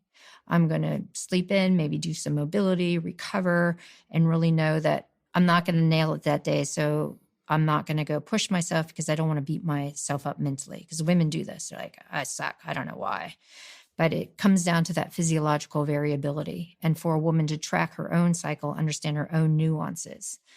If you're really onto it and you know when you ovulate, then you can take those molecular structures into play where you know you can hit your PR and you can really push it in the low hormone phase. After ovulation, you're going to switch it to more endurance, maybe not so high intensity, but more tempo type work. And then about the 4 or 5 days before your period starts, where your immune system's more compromised, you just kind of want to dial it down and use it as deload. So we can take the strength and conditioning ideas of building up macro, micro cycles and deload across the menstrual cycle. So where in this cycle am I going to be strongest if I'm a woman? So if we're looking from a cognitive and a physicality aspect, it's right around where that estrogen starts to come up. So around day 6. Day 6. To about day 13. Day 14. 13. Yeah. Okay. And where am I going to be least strong, theoretically? From about day 23. Here? Yeah. Yep. As those hormones start to come down. Yeah. To 28. Oh, okay. To the very end. Okay. Yeah, the very end. And the variation of those hormones coming down is what instigates a total inflammatory response.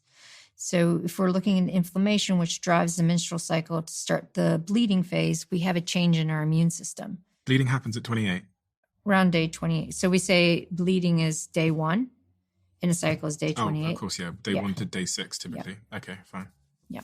Well, I guess the question is, what questions should I be asking about the menstrual cycle? Well, you know, the questions that are never asked is like, what is a typical menstrual cycle? Yes, we have a textbook, like from 1 to 28. That's very, very rare. Most women have a cycle that might be 21 to 40 days. The bleed cycle is something that's never talked about. What does a bleed cycle look like? Is it really 6 days? No, every woman has a different one. And if you're tracking what that bleed is, maybe you have 2 heavy days, a light day, and another couple of days of spotting, and then a heavy day, that's your norm. When you start having changes in the norm, that's when you want to look and say, am I getting into low energy availability? Am I not recovering well enough? Or am I in my late 30s, early 40s, and I started getting into perimenopause? The bleed pattern is so important for people to understand because that's how we have a true inherent identification of stress. So we see changes in the bleed pattern as well as the length of the menstrual cycle itself when the body's not adapting to stress. And stress isn't just our daily life stress, it's exercise stress. And that disruption could also be just not having a bleed. Yes. Because a lot of women talk about that. They talk about having irregular periods or just the period didn't come this month. Mm-hmm. Is that often an indicator of the body being under stress? Yes. And that stress can be not just bad emails at work, but it could be you're working out too much or something. Yeah, working out too much, not eating enough is the big one. We've done some really interesting research looking at recreational female athletes. So people who go to the gym 3 or 4 times a week, right? They're not training specifically for anything but life. Mm-hmm. And they tend to fall into some of these trendy diets like fasted training, or maybe they're eating too low carbohydrate because they're on a low carb, high fat or high protein diet and they're missing on the carbs. And again, that interrupts the hypothalamus. So we call it low energy availability. When someone isn't eating enough for the hypothalamus to say, yeah, all of our systems can work and we can adapt to exercise. So we see on the upwards of 55% of recreational female athletes in a low energy state or subclinical low energy state, and it comes out as changes in the bleed cycle or a missed period. That's why I tell women, look, if you're tracking, You can do sessional RP, but really track that bleed pattern and the length of the cycle. Because if you start to see changes in the length and changes in the bleed pattern, or just changes in the bleed pattern, it's an opportunity for you to take a pause. Say, what have I done from a training perspective or a sleep perspective, or somehow increase my stress that my body's not adapting well? Because if we do that first, then we don't get into a clinical position of amenorrhea, which is no menstrual cycle, and poor bone health and psychological issues and things that all come with endocrine dysfunction. Why is bone health so important for women in particular? When we see bone, it is driven by estrogen and progesterone and an interplay between estrogen and progesterone. We see a peak velocity or peak bone mass hitting around the time we're 20-ish, and then we'll start to degrade it if we're not creating multi-directional stress on the bone through jumping, through resistance training. And if we start to lose bone density and we become osteopenic or osteoporotic, meaning we have very thin bones, they break easily. And it's really, really difficult for someone who is in their reproductive years to be able to do all the things they want to do if they don't have a really strong, robust skeletal system. And this is why vitamin D is also so important. Yes. Okay. And men and women have different bone density. Yep. Men have thicker bones and tend to not have as much degradation of the bone because they don't have estrogen, progesterone perturbations that are changing the signaling to increasing bone density or stopping the growth of bone. Right. So women have this perturbation throughout their menstrual cycle that will change how their bones are responding. And then when we don't have a menstrual cycle or we get put on an oral contraceptive pill, we have changes in that signaling, which changes our bone density. And you mentioned sleep a second ago. Yeah. How is sleep relevant, and what's the variance between men and women as it relates to sleep? Sleep's really important because that's where we have our parasympathetic drive and our ability to recover. So I shouldn't say the whole reason, because nobody really knows why we need to sleep other than the fact this is where our physical and our mental capacities become solidified. So that means that our body fully repairs while we're sleeping. Our memories get solidified. Our brain becomes a little bit relaxed and can repair itself while we're sleeping. For women, we see changes across the menstrual cycle in our sleep phases. So when we are slow sleep phases, meaning our deep sleep versus our late sleep versus our dream sleep. And we need to get in that really super deep sleep in order to have optimal reparation. When we are getting close to the bleed phase, then we see more interruption in the sleep. And it's really, really apparent for women who have really bad PMS or other conditions that happen to affect estrogen and progesterone. We have an increase in our core temperature from progesterone. We have changes in melatonin pulse because of estrogen. So when women are talking about having really poor sleep right before their menstrual cycle, it is because we have these sex hormones that are interfering with our sleep phases. For men, they don't have that perturbation. For men, we see that chronologically, they tend to have a melatonin peak that's later than women. So they tend to want to stay up later and they can sleep in, but they can also have shorter sleeps. So there's a chronobiology aspect that comes to it with regards to how our body actually falls asleep and wakes up. And there's a sex difference in that chronobiology. Do men or women suffer more with jet lag? Women suffer more with jet lag. And if so, why is that? Because if we're looking at our circadian rhythms and how long they are, like I said, melatonin peaks earlier for women than men, and we have a slightly different... So what does that mean, sorry, melatonin? So melatonin is what allows our body to actually get into sleep. Okay. And our wind down for that is melatonin production. So a lot of people will start to feel really sleepy at like 4 p.m. Right? It's just a natural occurrence. Our core temperature comes up, we start to have melatonin production. And for women, a melatonin peak for sleep onset hits around 9 p.m. on average. For men, it's about 10 or 11 p.m. because our circadian rhythms are different. So women are on a shorter side than men. So if we're talking about jet lag, for women going east, it's a little bit easier because it's a shorter. For women going west, it's a little bit harder because it's longer. So there's a difference. Men will do better going west and worse going east. Women go better east than going west. When it comes to food, I trust my gut and I trust Zoe, a business I'm an investor in and today's sponsor of this podcast. All the nutritionists I've spoken to have highlighted just how misleading information is out there when it comes to food. Take healthy halos. The claims you see on packaging that say things like low sugar and nothing artificial are often a sign of foods to avoid. Have you ever noticed a health claim on fresh fruit? You probably get my point. Understandably, there's loads of distrust out there. Who should you turn to for accurate information? I use Zoe, which is backed by one of the world's largest microbiome databases and most scientifically advanced at-home gut health tests. Zoe gives you proven science whenever you need it. As a Zoe member, you'll get an at-home test kit and personalized nutrition program to help you make smarter food choices that support your gut. To sign up, visit zoe.com and use my code Bartlett10 for 10% off your membership. That's zoe.com, code Bartlett10. Trust your gut, trust Zoe. Use this term chronobiology. Mm-hmm.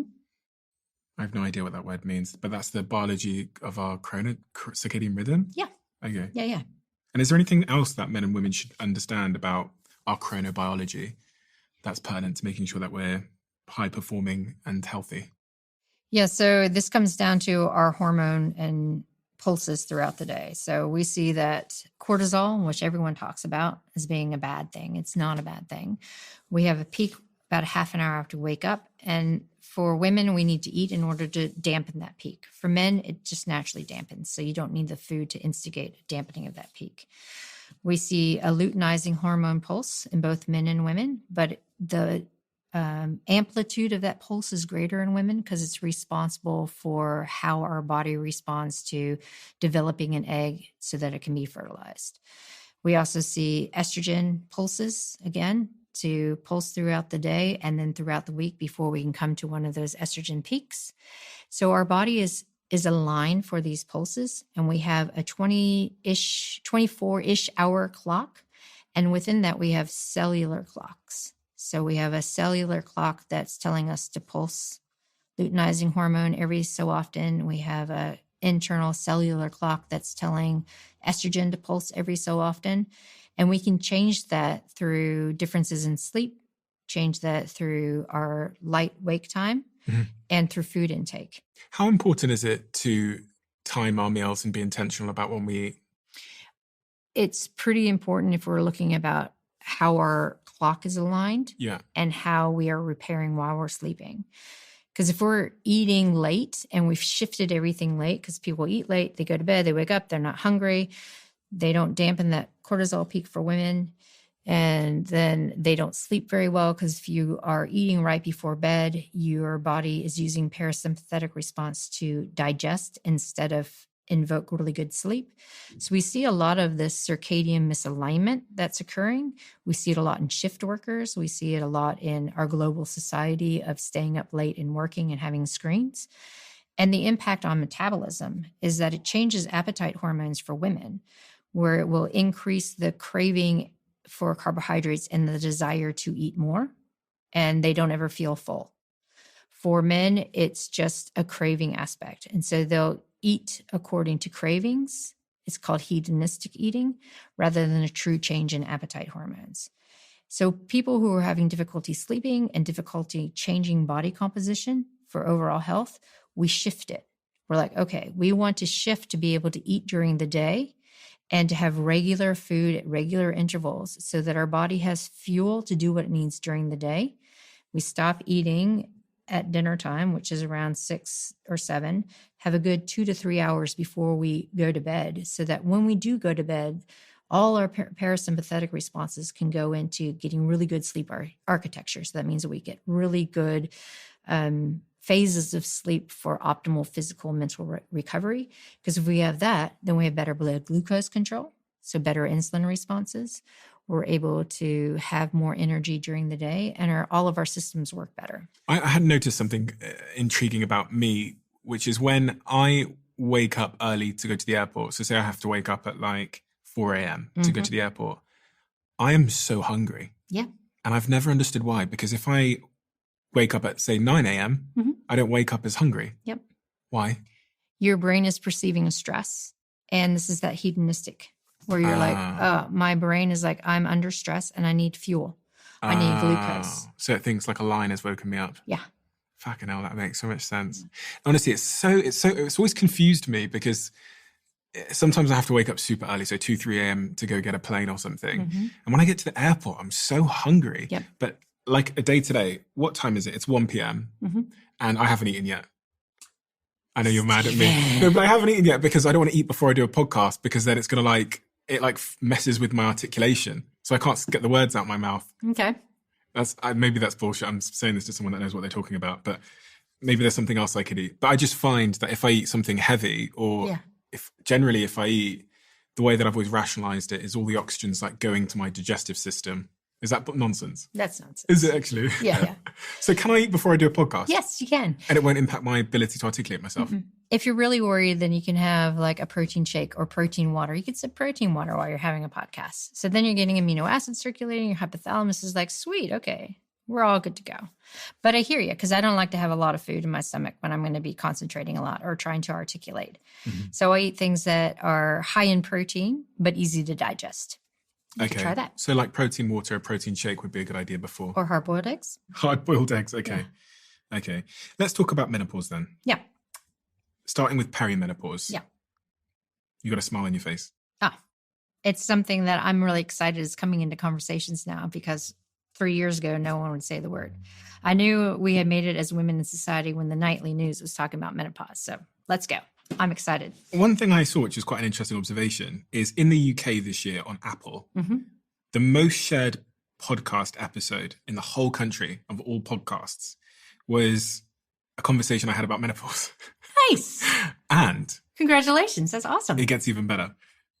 And in the US, the most shared podcast episode of all podcasts in the US on Apple was the same guest on Mel Robbins' podcast talking about menopause. I go, that's incredible and also crazy that in both countries, the number one most shared podcast episode was the same guest talking about the same topic. Yep. That doesn't surprise you? Nope. Why? Well, I know this guest and she's very good at articulating, but also we have seen this upsurge of women like myself, my age group, put myself out there. We all grew up on the understanding that we were women, we were a little bit different from men, but no one told us about menopause. And now all of a sudden, there are these extreme changes that are going on and people are like, what's going on? And if I were to take a typical case scenario of a woman who's in her 40s and goes to a doctor and goes, you know what? I can't sleep. I am trying to exercise, but I'm so tired. I can't do it. My body is changing and I just don't know what's going on. The general response to her 3 years ago would have been, well, look, you're a woman in her 40s who's highly stressed. You have kids on one side. You have older parents on another. You're right in the middle of your career. You have a really busy life. Here's an SSRI for anxiety and depression. It's going to help you sleep. But now, with all the conversations that have been going on, a woman in her 40s will go to a GP and for the most part will be told, well, you're in your 40s, it might be perimenopause. And this is such a relief to so many women because they're not being gaslit anymore. They're not being told that what they're feeling isn't true. It's just something to do with stress. Now they're being told, you know what? All your systems in your body are being affected because your sex hormones are changing. So remember puberty when everything was changing and no one wants to live through puberty anymore? You're on the other side of that. You're in reverse puberty where all of your hormones are starting to downregulate. So every system in your body is being affected. Let's unpack it. Let's see what's going on. So when Mary Claire comes on and talks about menopause as an MD and talks about all the things that she's seeing in her clinic, women are like, that's me. Now I understand I'm not alone. And that's the power that's coming through all of these conversations and all of these groups like Naomi Watts' Swell group, right? They're talking about menopause. So now women are listening and keying in and going, wait a second, there actually are things that are occurring to me and I can get information, which is why these podcasts are taking off because now women are like, I'm not just crazy. There are actually things happening to me, and people understand that. Now, what can I do to help myself? Because it isn't being taught in med school. A lot of the doctors that are out there are getting information because they are seeking it out themselves and looking to people like Mary Claire and other like Louise Newsom in the UK, who are actually talking about it and saying, these are the things that are happening, and these are the things that we know that we can do. Gosh, it's a shame, isn't it? It's a shame that there must have been so many women over the years that went to their doctor and got really bad advice. Yeah. And were given antidepressant medications and stuff like that. And well, the other side is women who are in their reproductive years who have something like PCOS or endometriosis, or they're having irregular periods and they're put on an oral contraceptive pill because the doctors don't understand that there are other things that are going on that will cause a misstep in menstrual cycle. So I get frustrated when teenage girls go to a doctor with irregular cycles and they're handed OCs like Skittles. It's like, that's not appropriate either. We have to actually understand what's going on. We know that there's irregularity in a menstrual cycle until people are around 3 years post the onset of their first menstrual cycle. It's not unusual. And OC is not the answer. If someone's still having irregularity, we have to look at lifestyle and say, hey, what's going on? If they're having really heavy menstrual bleeding, it's not about using an OC to control it. Let's look and see, why is that happening? Maybe we use an IUD, or maybe we use some other medication to help. But there's a lot of things that are not taught in med school that women are having to find out for themselves. And so when we listen to podcasts and we're hearing information from medical doctors who now have a vocal aspect of being able to touch so many people, it resonates. So now doctors are trying to find that information if they have the time. But we know the healthcare systems in most countries, doctors are so pressed for time, they don't have that opportunity. so let's talk about perimenopause. Yeah. What do I need to be thinking about? And what age group typically is perimenopause? I guess it can be a wide spectrum, but when does that typically start? And how do I need to be thinking about my nutrition and exercise in that phase? So around age 35 Yeah. up to, I think they say now the average age of menopause is 52 years old. Okay. So what's happening in that 15 to 17 year span is you're having such a change in the ratio of estrogen and progesterone. Early days, a lot of it appears as I'm not adapting to my training. It's not working well. I'm putting on more body fat. I'm becoming squishy. I'm not sleeping well. I'm having lots of mood changes. It must be, this is why a lot of doctors say, oh, it's because you're busy and stressed out. Here's a serotonin reuptake inhibitor. But no, it's changes in the ratios. How can we dial it in? We look at menstrual cycles and is it becoming shorter or longer? What's our bleed phase?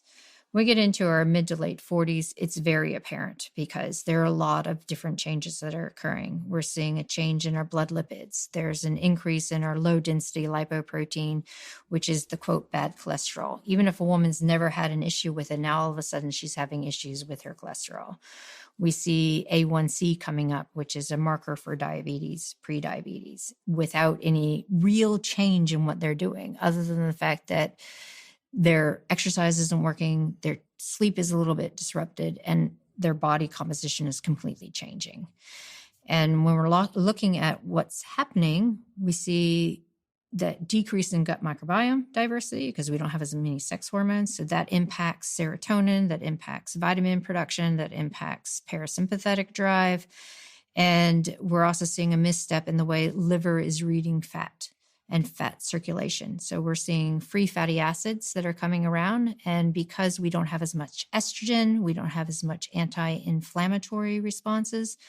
So we can't pull as many free fatty acids into the mitochondria and the skeletal muscle to be used as fuel. So they circulate. And the liver has a signal that goes, we're going to change that free fatty acid into what we call esterified fatty acid, which then gets stored as visceral fat. Mm-hmm. And visceral fat is that dangerous fat that gets stored around the organs, which is why women start to get like a menopause or develop a lot of abdominal adiposity. So people will start seeing this and going, I don't understand what's going on. Over the past 6 months, I put on 10 pounds or I put on 4 stone, right? What's going on? My training's not working. Become very despondent.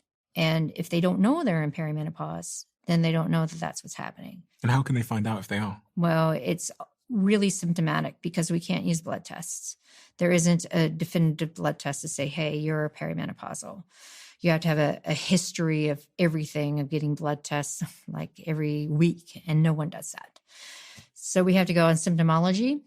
It's really using the sociocultural aspect of how a woman is experiencing life with her symptoms, and really listen and say, okay, well, here are the things that are going on. And we try to instigate non-hormonal options. There's exercise, there's lifestyle. And then if all else is really going to shit, then we can look at using some menopause hormone therapy. Just like we were talking about Ozempic being a tool, so hormone therapy can also be a tool. Does it matter my pre-existing health when I approach menopause? If I've got more weight on my body, is that going to impact the amount of symptoms that I experience of menopause? It can. Yeah, it can. We see that there is a greater incidence of vasomotor symptoms or hot flashes for women who have a greater amount of body fat. We also see that if you have more lean mass, then you're going to have less of an incidence of insulin resistance. Mm-hmm. So body composition has a huge play in symptomology. And then you also have to look at what your mom went through.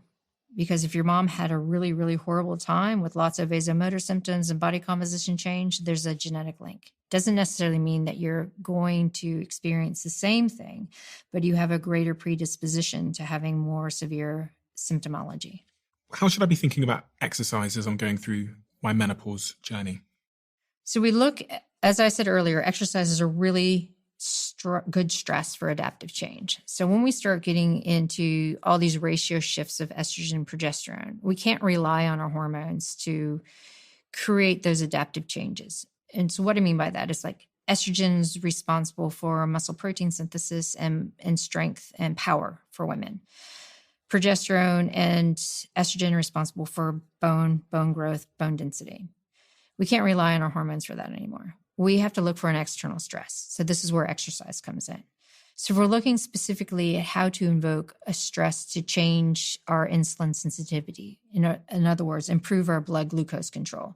We need to do proper high intensity work. So that's sprint interval or it's true high intensity work to create a stress that's high enough to have the brain say, hey, this is a really, really, really strong stress. I need to invoke changes within the skeletal muscle to be able to store more glucose. I also need to invoke more changes in the mitochondria so that it can use and store more free fatty acids. And I'm going to have more myokine released from the skeletal muscle to tell the liver, don't esterify those fatty acids. I want to use them at rest so we don't get visceral fat gain. So HIIT workouts? Yeah. Plyometrics? Yeah. Which is what, jumping and stuff? Yeah. Right. Resistance training? Absolutely. Weights, right? Yeah. But specific to the type of weights that you're doing. What about frequency of training and how long I train for? We want to think about less volume and more quality. Okay. So we're not going to the gym for an hour and a half every day. We're looking at doing short, sharp, high-intensity cardio, or we're looking at doing power-based resistance training 3 times a week, and the cardio can be 2 to 4 times a week. Why shorter durations of training? We're looking at intensity. So if we're doing long, slow stuff, or we're doing moderate intensity zone 2 stuff, that's not really going to create the kind of stress that we need to invoke change. What about saunas and stuff like that? Yeah, absolutely.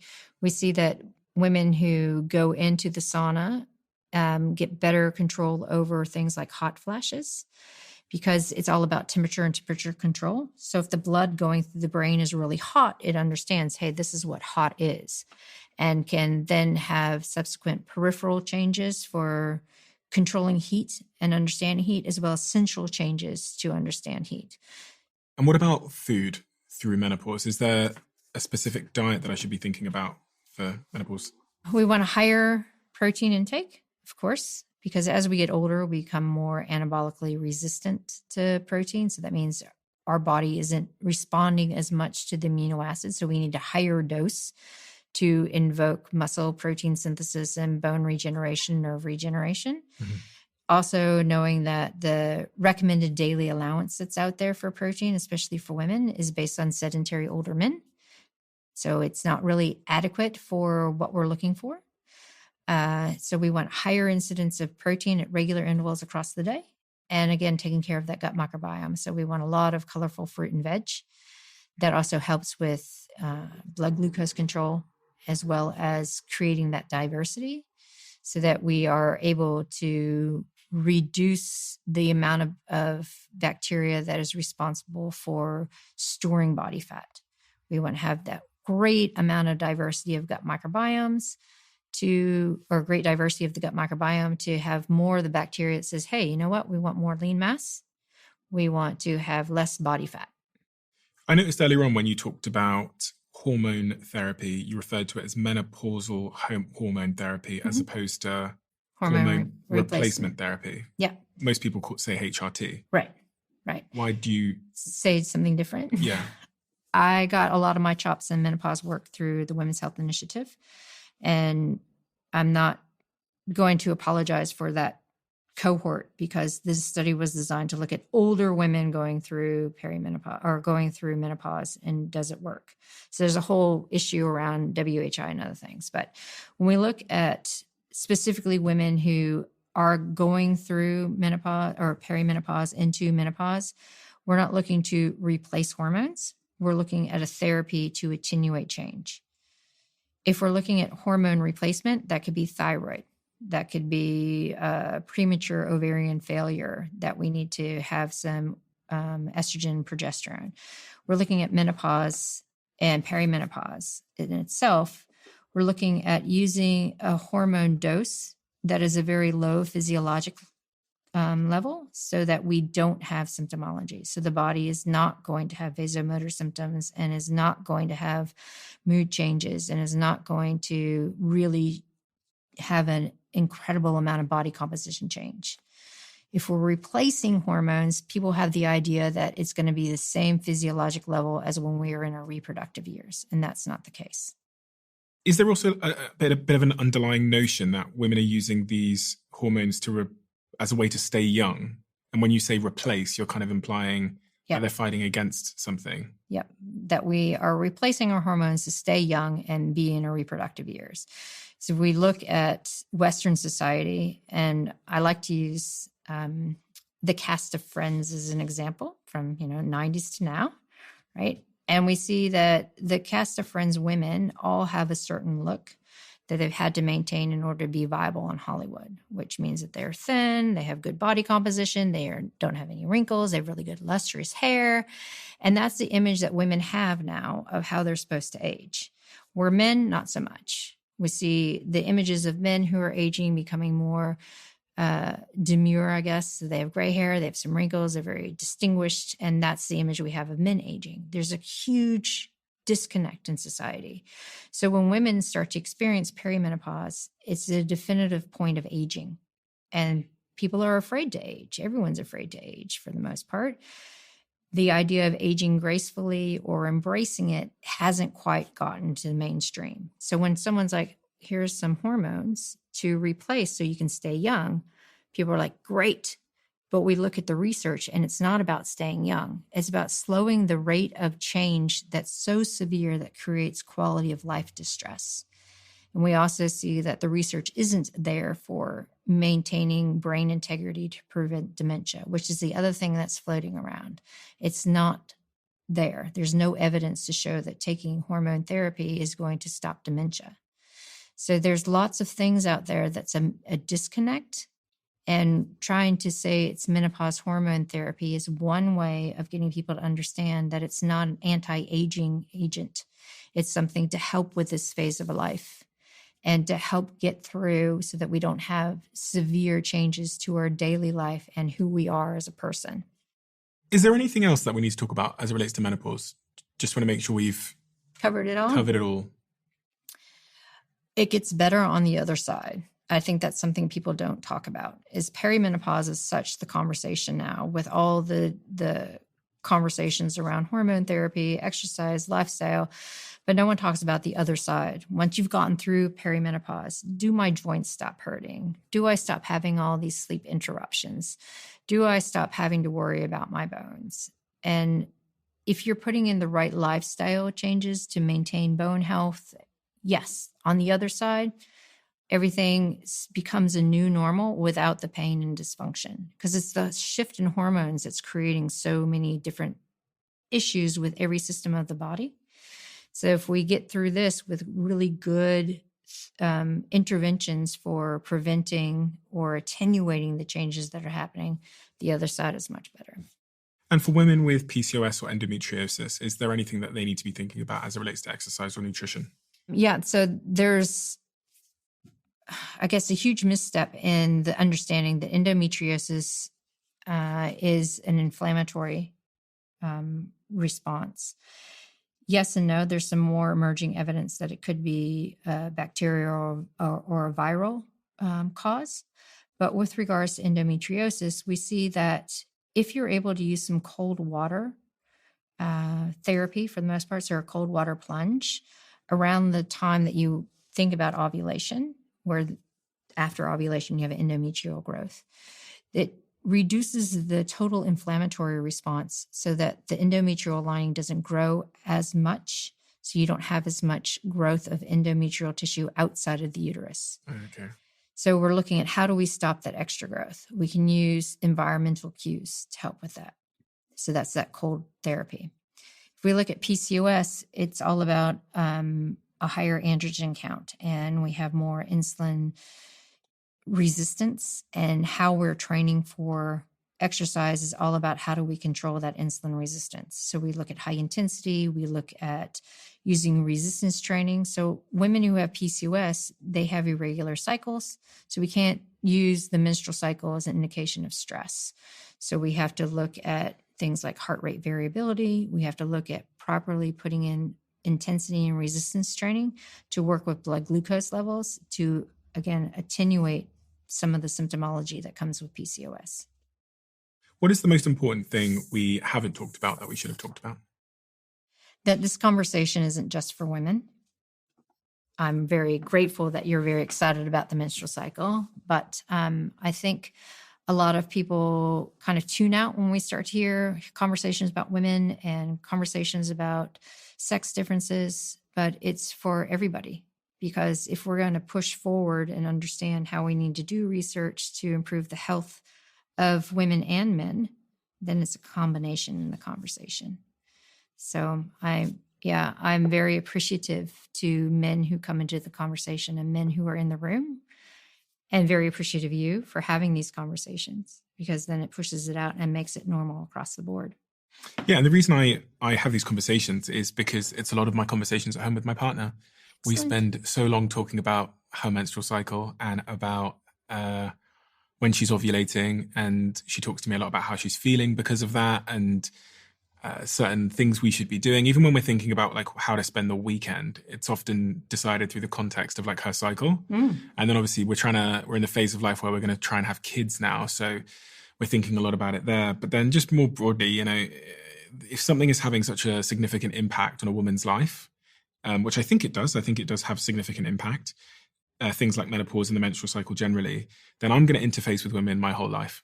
If I have a daughter, I have a sister, I have a mum, I have a partner. So if I can better understand them, because I understand how their body is working, then we're going to have more successful relationships.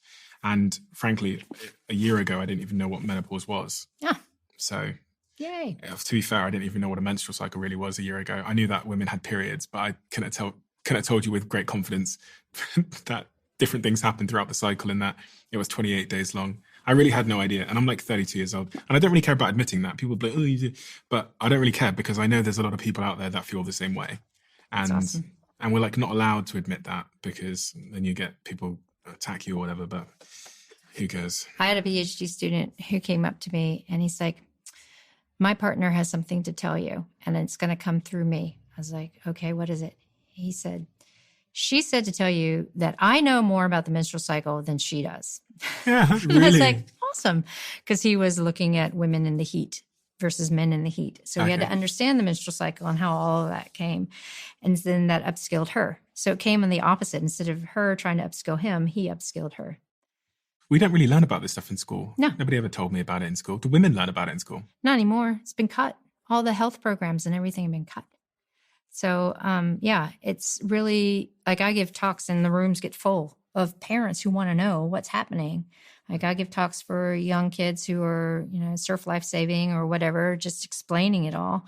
And then I'll get questions from women. Well, what about perimenopause? What about menopause? What about IUD? What about this? What about that? Because it's not taught. And it's really scary. All of the subjects we've discussed today are in these two excellent books. Well, there's even more in the books, but all the subjects that I touched on, pretty much all of them are in either of these two books. Next Level, which is your guide to kicking ass, feeling great and crushing goals through menopause and beyond.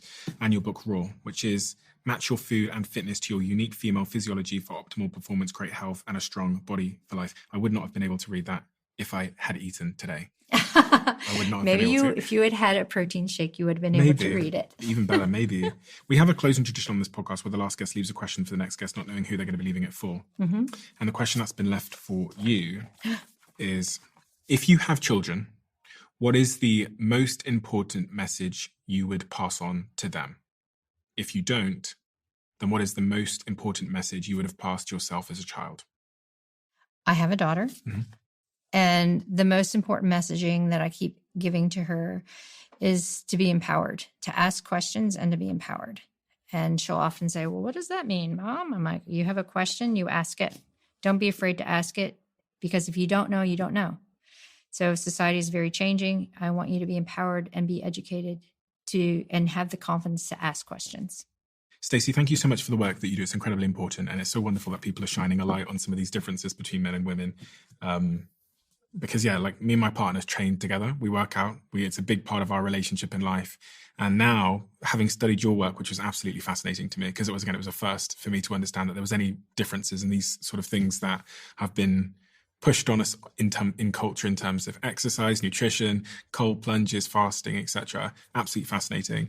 But it's been a huge conversation now between me and her. We were talking before I came on air about this, and it's really turned the lights on. And it's actually made a lot of things make sense. Excellent. A lot of things make sense that we were pondering. So thank you so much for the work that you do, and I highly recommend everybody goes and checks you out.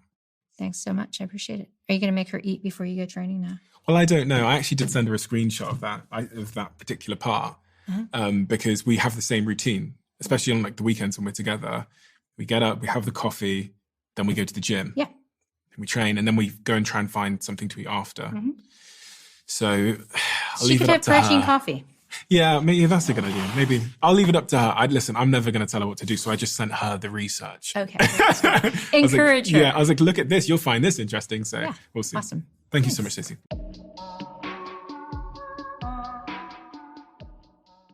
Do you know that 80% of New Year's resolutions fail by February? It's because we focus too much on the end goal, and we forget the small daily actions that actually move us forward. Those actions that are easy to do are also easy not to do in life. It's easy to save $1, so it's also easy not to. Making one small improvement each day, one tiny step in the right direction, has a big difference over time. And that is the 1% mindset, which is why we created the 1% Diary, a 90-day journal designed to help you stay consistent and focus on the small wins and make real progress over time. It also gives you access to the 1% community, a space where you can stay accountable, motivated, inspired, along with many others on the same journey. We launched the 1% Diary in November and it sold out. So now we're doing a second drop. Join the waitlist at thediary.com and you'll be the first to know as soon as it's back in stock. I'll put the link below.